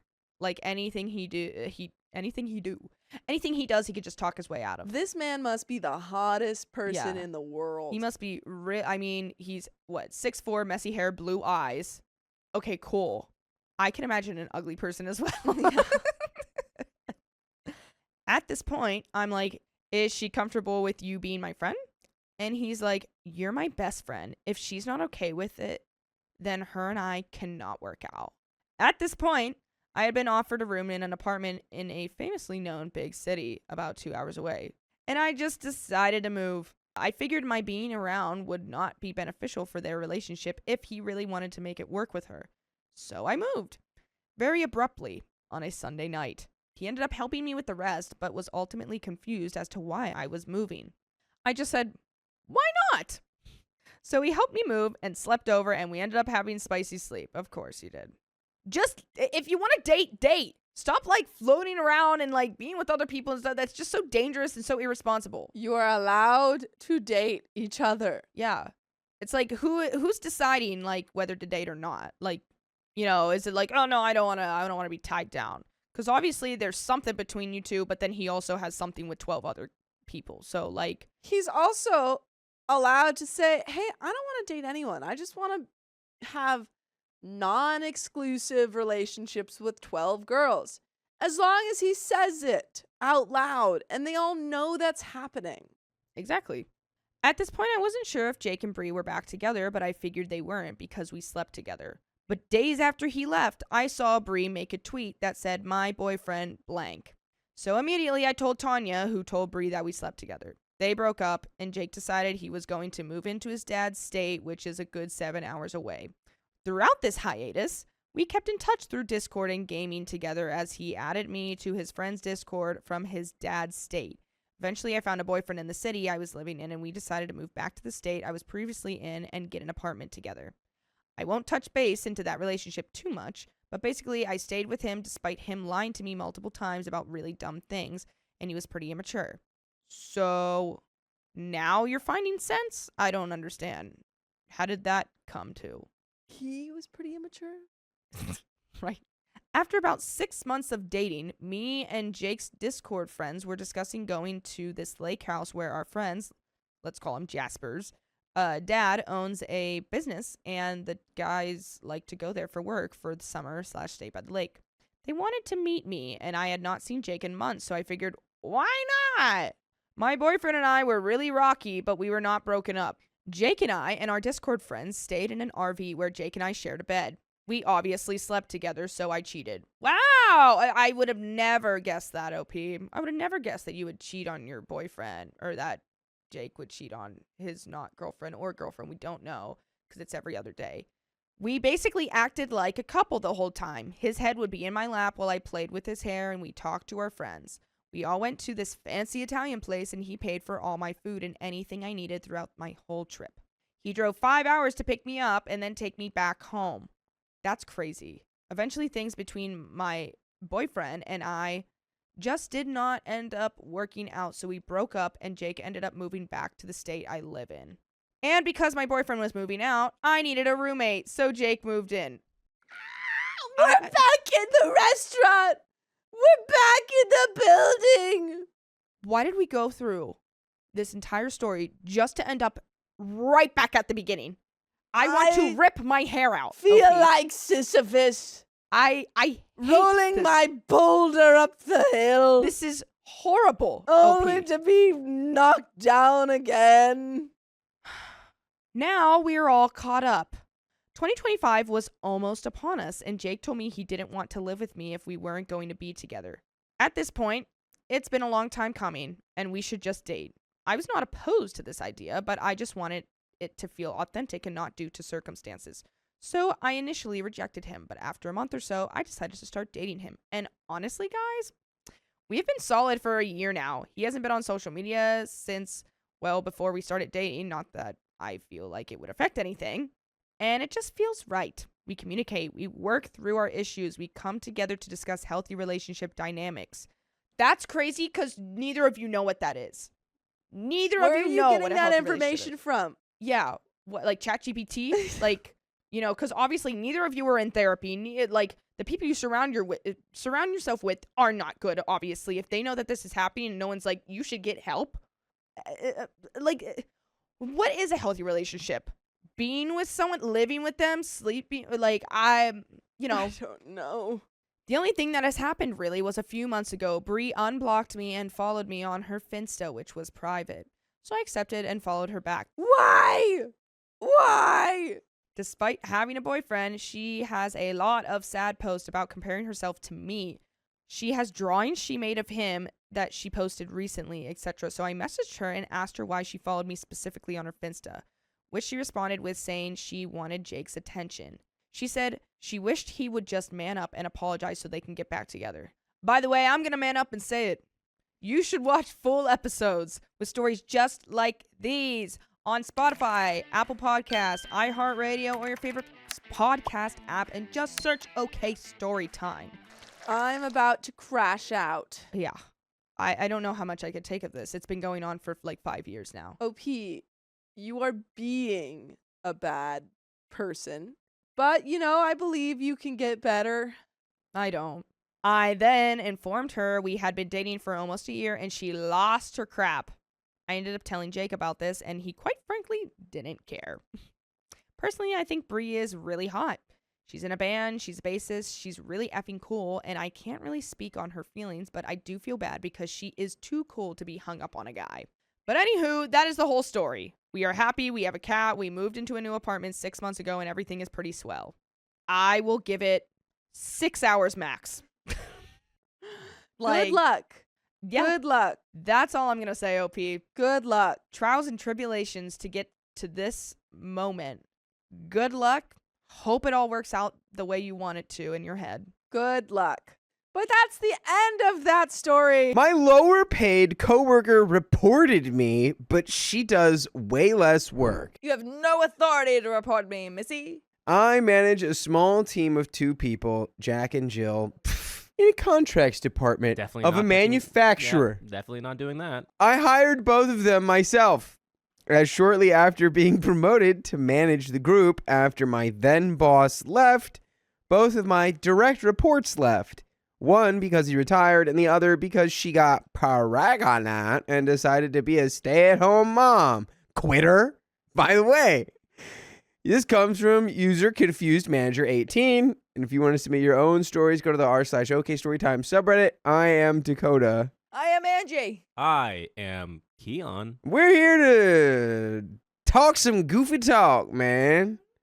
And maybe have a little bit of insight. Who knows?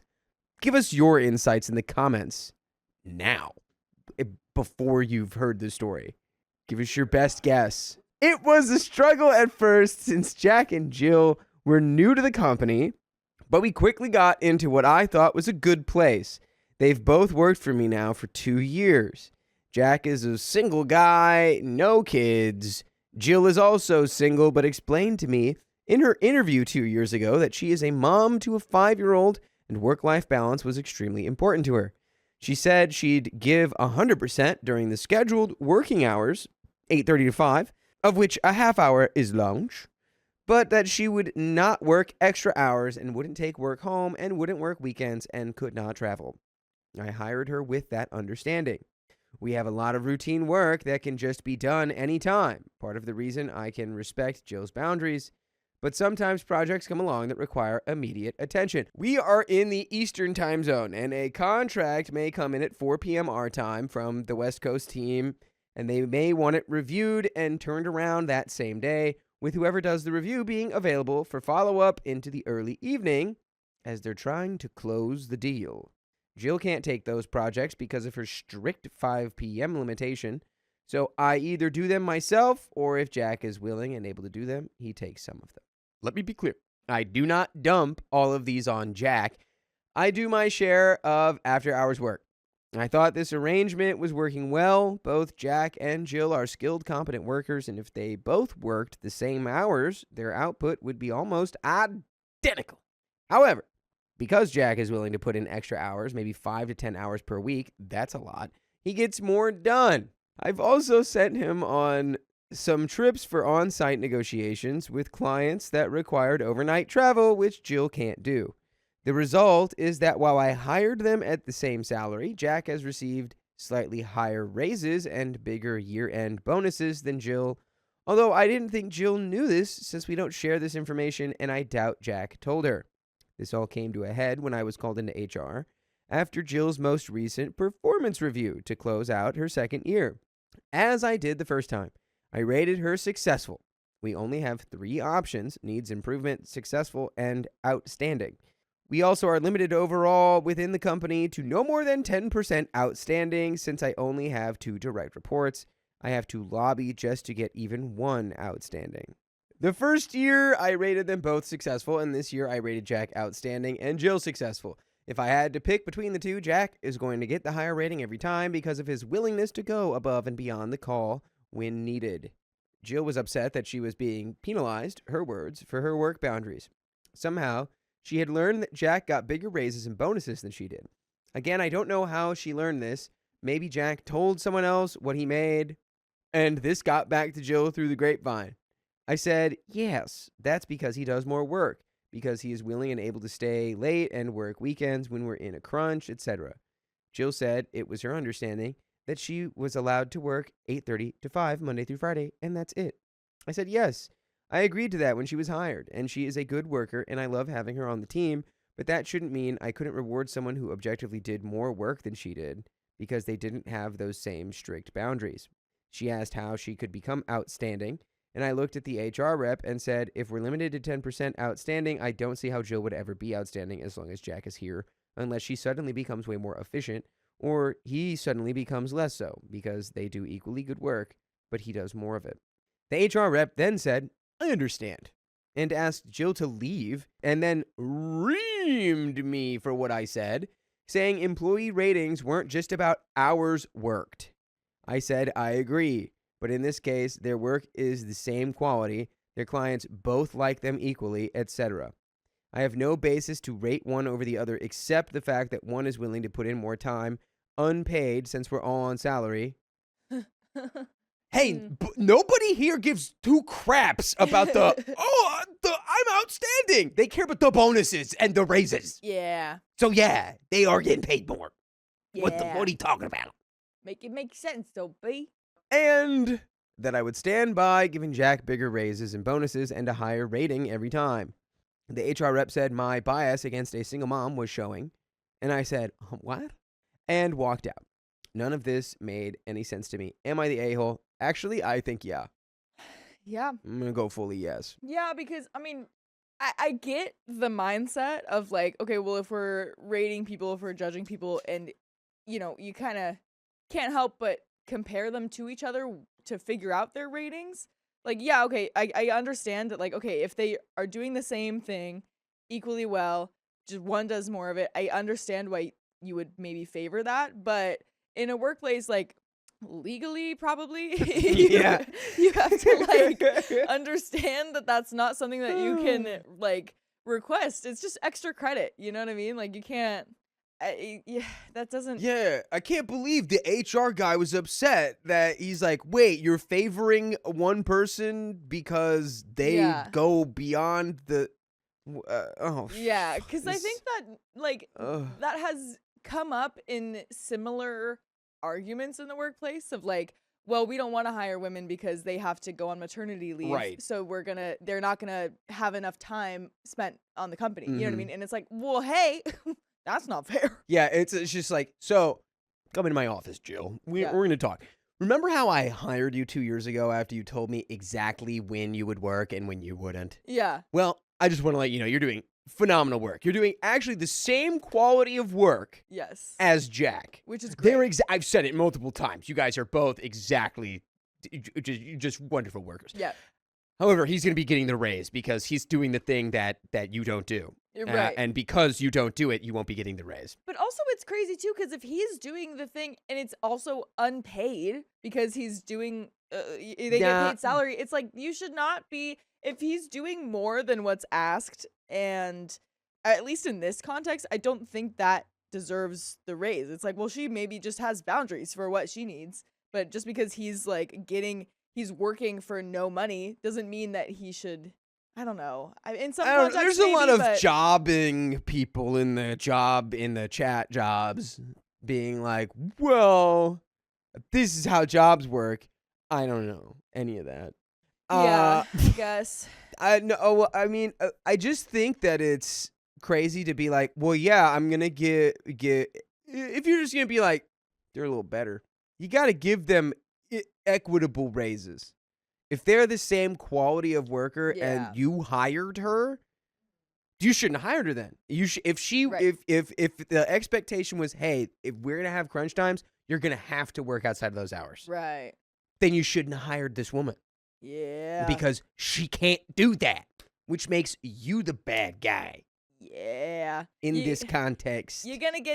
You're gonna find yourself in a lawsuit for the company. You're gonna mess up the brand for the company by acting like this. It's not gonna go over well. So yes, you're the a-hole. Sorry. Agreed. Comment 1. HR doesn't like you admitting that the only way to get ahead is to work extra hours for free. They'll need to scapegoat you if she sues. It does sound very biased to those who can and will work extra hours for free. HR wants you to make it sound less so. Comment 2 says, you put yourself in a corner by using hours worked as a metric.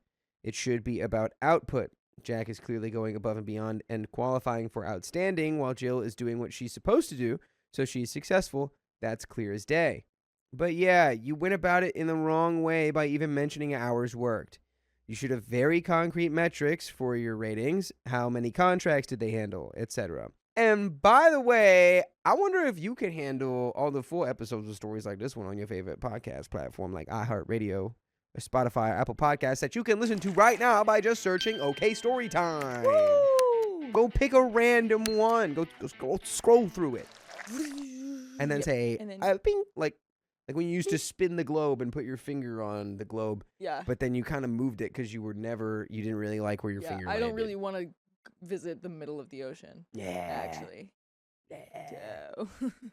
But we do have a little bit more story. We've got. Do we have an update later? Do we have an update? Okay, we just have a reply from OP. Yeah, has this ever happened to any of you? Let us know in the comments. Let us know. Are you a mom? And your job was like, you're a mom?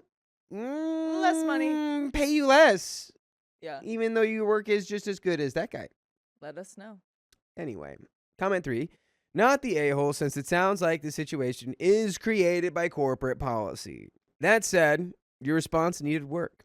For example, I could imagine a universe where Jill does such incredible work with, say, a new difficult client that she ends up being your outstanding one despite the extra hours Jack puts in.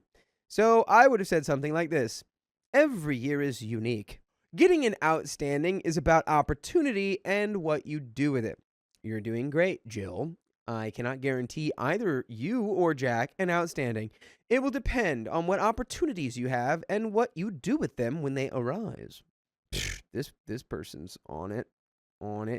This person works in HR. OP replies. Yeah, I was honestly so blindsided by the fact this was even an issue. I didn't know what the HR meeting was about, that I'm sure with some prep I could have come up with a better worded response. To be clear, though, it's going to be very hard for Jill to do incredible work. I'm sorry, it's supposed to be outstanding. That vaults her over Jack simply because the nature of the work doesn't allow for it. Most of the work these two do is the legal equivalent of packing boxes at the Amazon warehouse. No one can really do it better than anyone else. That was so written by someone who has never worked in a warehouse before. Yeah. All you can really do is more of it in the same time allotment, and they both work about as quickly on those projects, so there is no way to distinguish them. The occasional difficult client, etc. that you mention, most of those are going to be the in-person negotiations that require travel, which she can't or won't do. Maybe I have to create the illusion that someday she could be outstanding, but like I said, I don't see that happening while Jack is still here. And even while Jack is here, I'll be hard-pressed to even get one outstanding more than once every few years. And that is the end of that story. My supervisor denied me working remotely while everyone else can. That doesn't seem very fair. I, 30 female, have been working at a tech company for 4 years. I was lucky to get this job, and I truly like everyone I work with. My boss, my coworkers, everyone. It is a small company of about 30 people, including myself. Over the past 2 years, I've noticed something that has slowly bothered me more and more, and that is our department's policy on working remotely and hours in the office. By the way, this comes from Massey316, and if you want to submit your own stories, go to the r/OKStorytime subreddit. And I'm Angie. I'm Dakota. And we're here to give good advice goofily, but we don't have all the answers. We just know what we would do in these situations. So let us know what you would do in the comments. So, OP says, before you assume I'm just complaining and whining, let me explain. My job can be done 100,000% remotely because all I do is type on my computer all day. That is my job. That is also what the other 3 people in my department do. I do not have to talk to any clients or really anyone ever, except for one weekly meeting that lasts about 5 minutes, and I don't even have to say anything in that meeting. I just have to hear updates. That meeting could absolutely be just an email to everyone. 2 years ago, our team started having one remote workday per week that was assigned to us. Our supervisor was very clear and strict with this policy. Each of us got a different day. My remote day was Tuesday. At the same time, we also got designated days that we individually had to stay until 5 p.m. in the office. And I do not mean 4:45 p.m., I mean 5 p.m. We kept asking about remote work because the entire rest of the company, literally all other departments, was clearly working remotely 90% of the week. That did not seem fair to our department to not have the same treatment, especially when our job can be done 100% remotely, unlike theirs. They would come in for our meetings sometimes and then leave by 2 p.m. and work remotely for the rest of the week. Sometimes they would come in on Wednesday at 11 a.m. and leave at 3 p.m. and work remotely until the rest of the day. My point is they had major flexibility to be in the office or at home as long as they got their work done. But for my 3 coworkers and me, we are not allowed to leave the property to go get lunch. What? We have to stay until 5 p.m. every single day except on our remote day. They don't let you leave to eat? That's wild. You gotta pack beforehand? What if you didn't? Well, I guess if you can pack a lunch. You can, but what if you forgot or didn't have time in the morning? No food for you today. We only get one remote day, and we are not allowed to ask for more. We are not allowed to ask to change our remote day, even if it benefits us. For example, I had to come into office on Monday, December 23rd, because it was not my remote day. I explained that my remote day fell on Christmas, which we already get off anyway, so I would not have been getting a remote day that week. I asked if I could change it to Monday, and my supervisor said no, without giving a reason. There was a hurricane in our town, and my 2 coworkers and I still had to come into the office because the hurricane day, quote, was not on any of our remote days. Meanwhile, everyone else in the office that day was remote. There's a hurricane going around your town, and you're like, whoa, we still gotta go to work. Can't work from home. And it's just you two, not It's this like group of 4. It's just you guys. Yeah. That's weird. That's very weird. Why is everyone else getting special treatment? I did not think we needed permission to avoid driving in a hurricane with all the emergency alerts we received.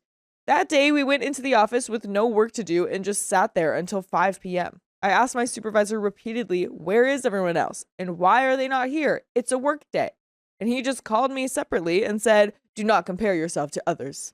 I knew everyone else was remote. I mean, low key though, that's a good bar. That's a good line. Sure. You know, comparison is the thief of joy. Sure. But where is everybody? But like, good question. It's a great question. I'd like to know.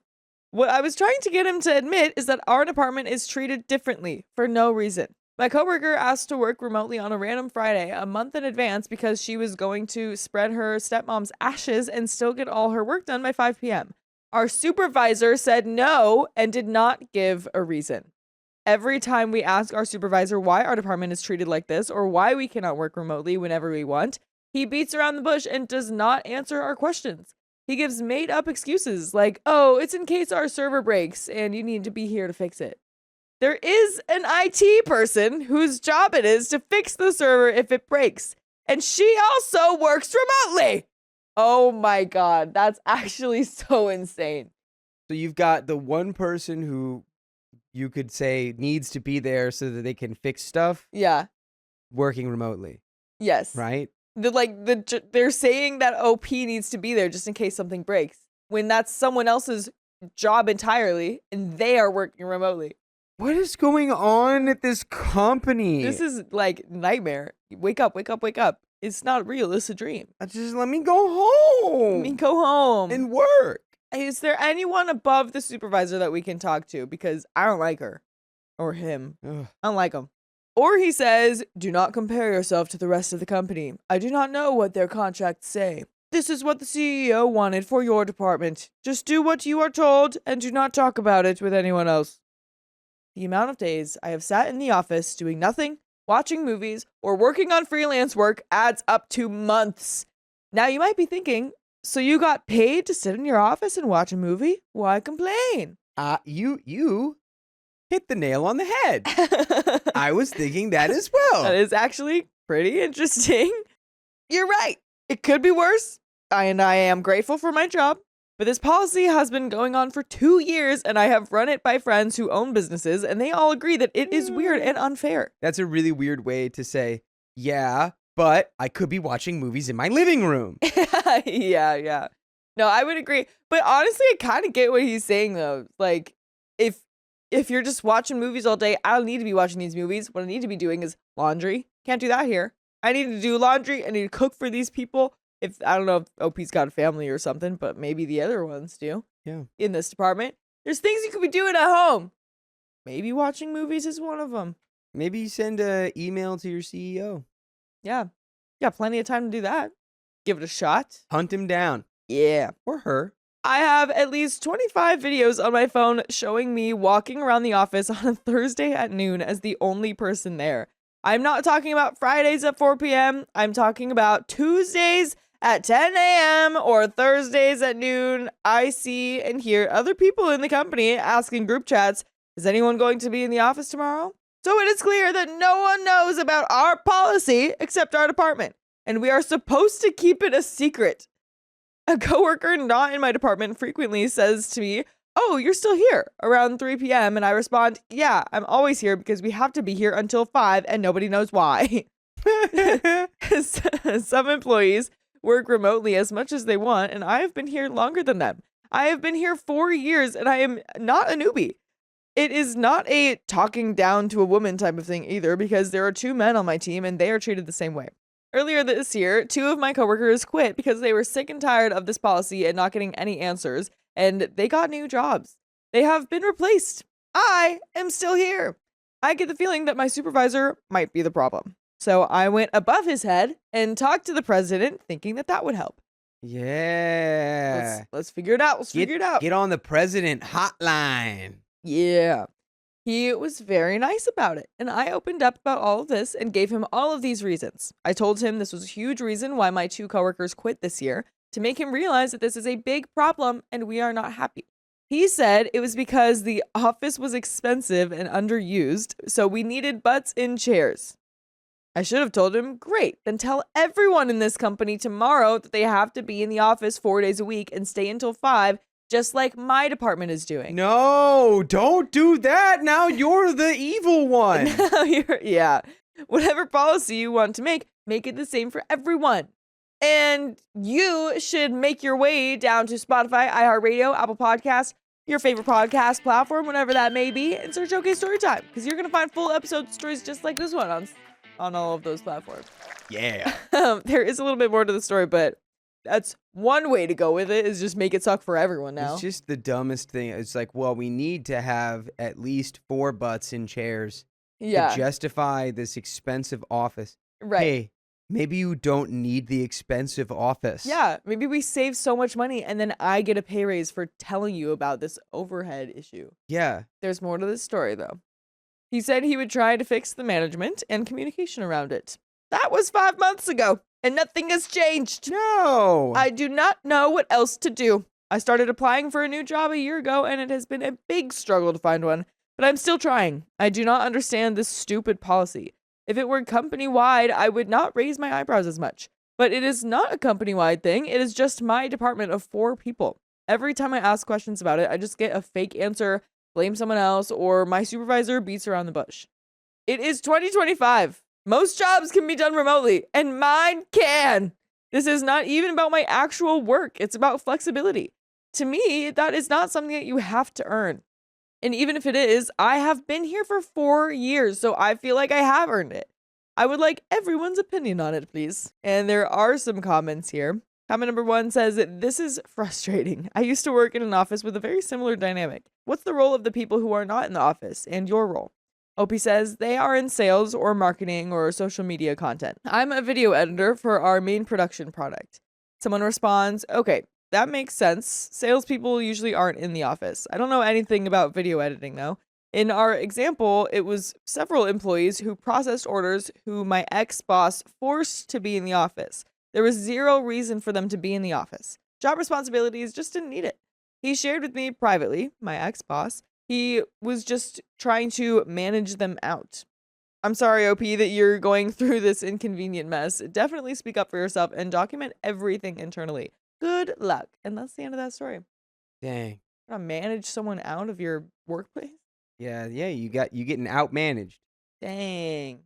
What's that mean? You know, I hope you find the strength to carry on watching movies while you're at work.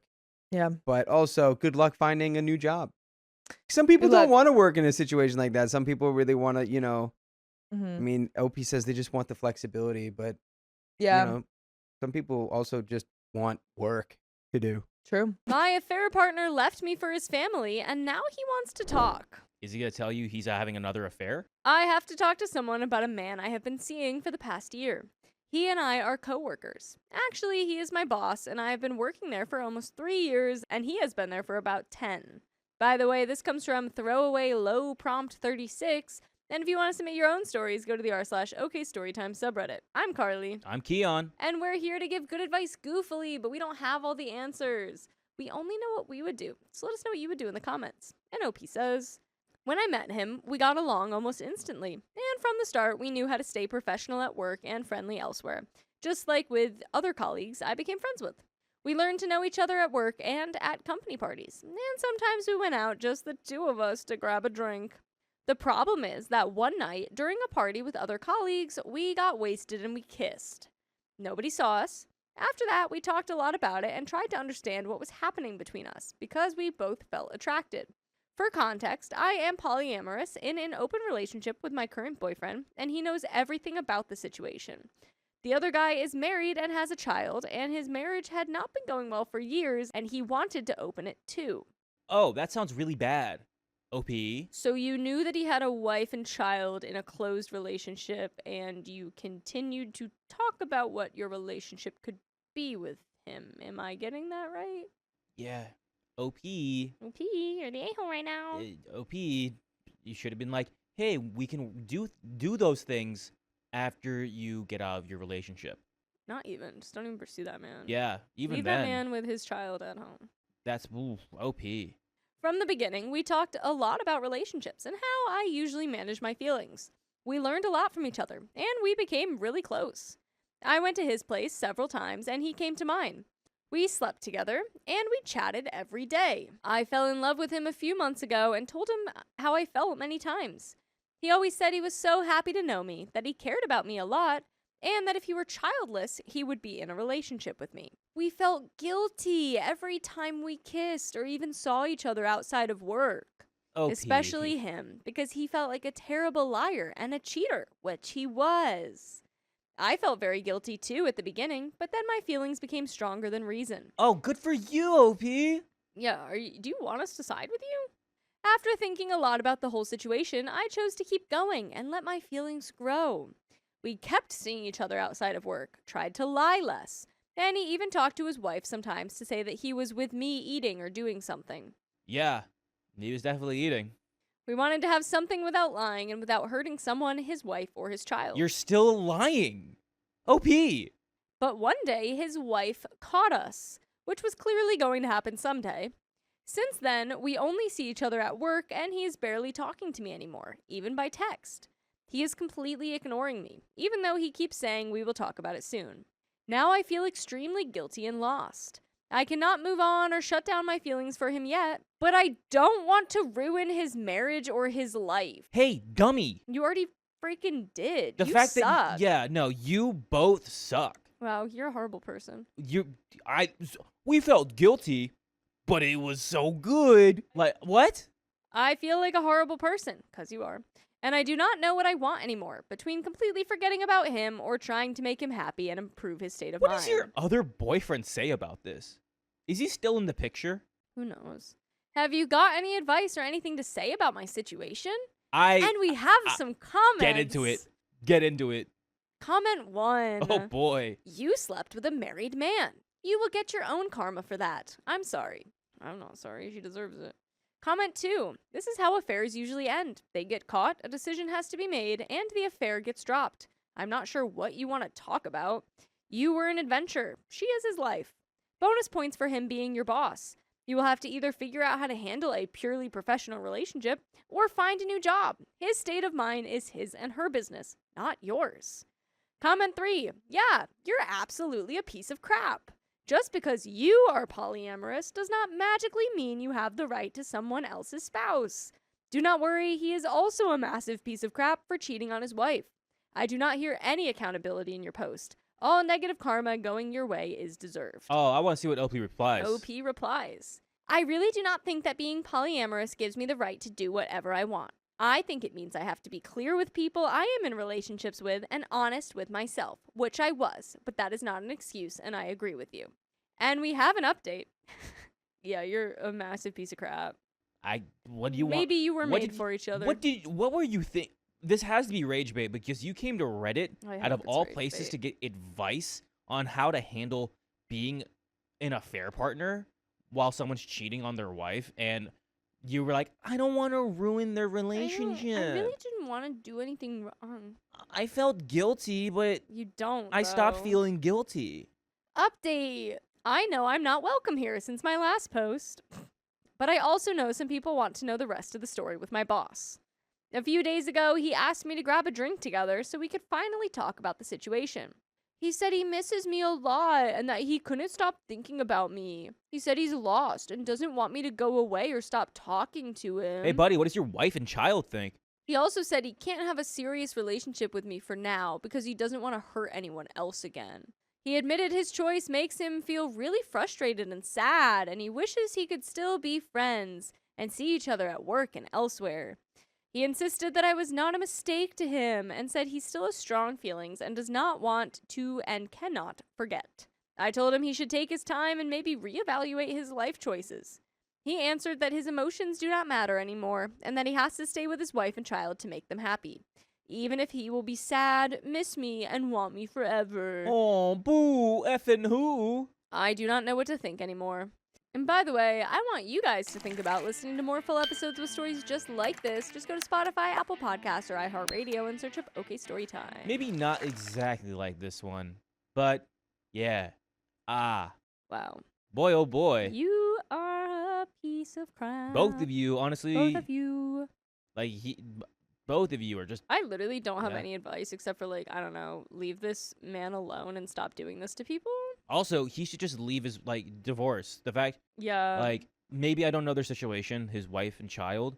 I'm but- sure it was something like you can't see her again and we'll try to fix it or something. Maybe, but that guy, he doesn't deserve his family. He doesn't deserve that. You should He's find a new a job. piece of crap.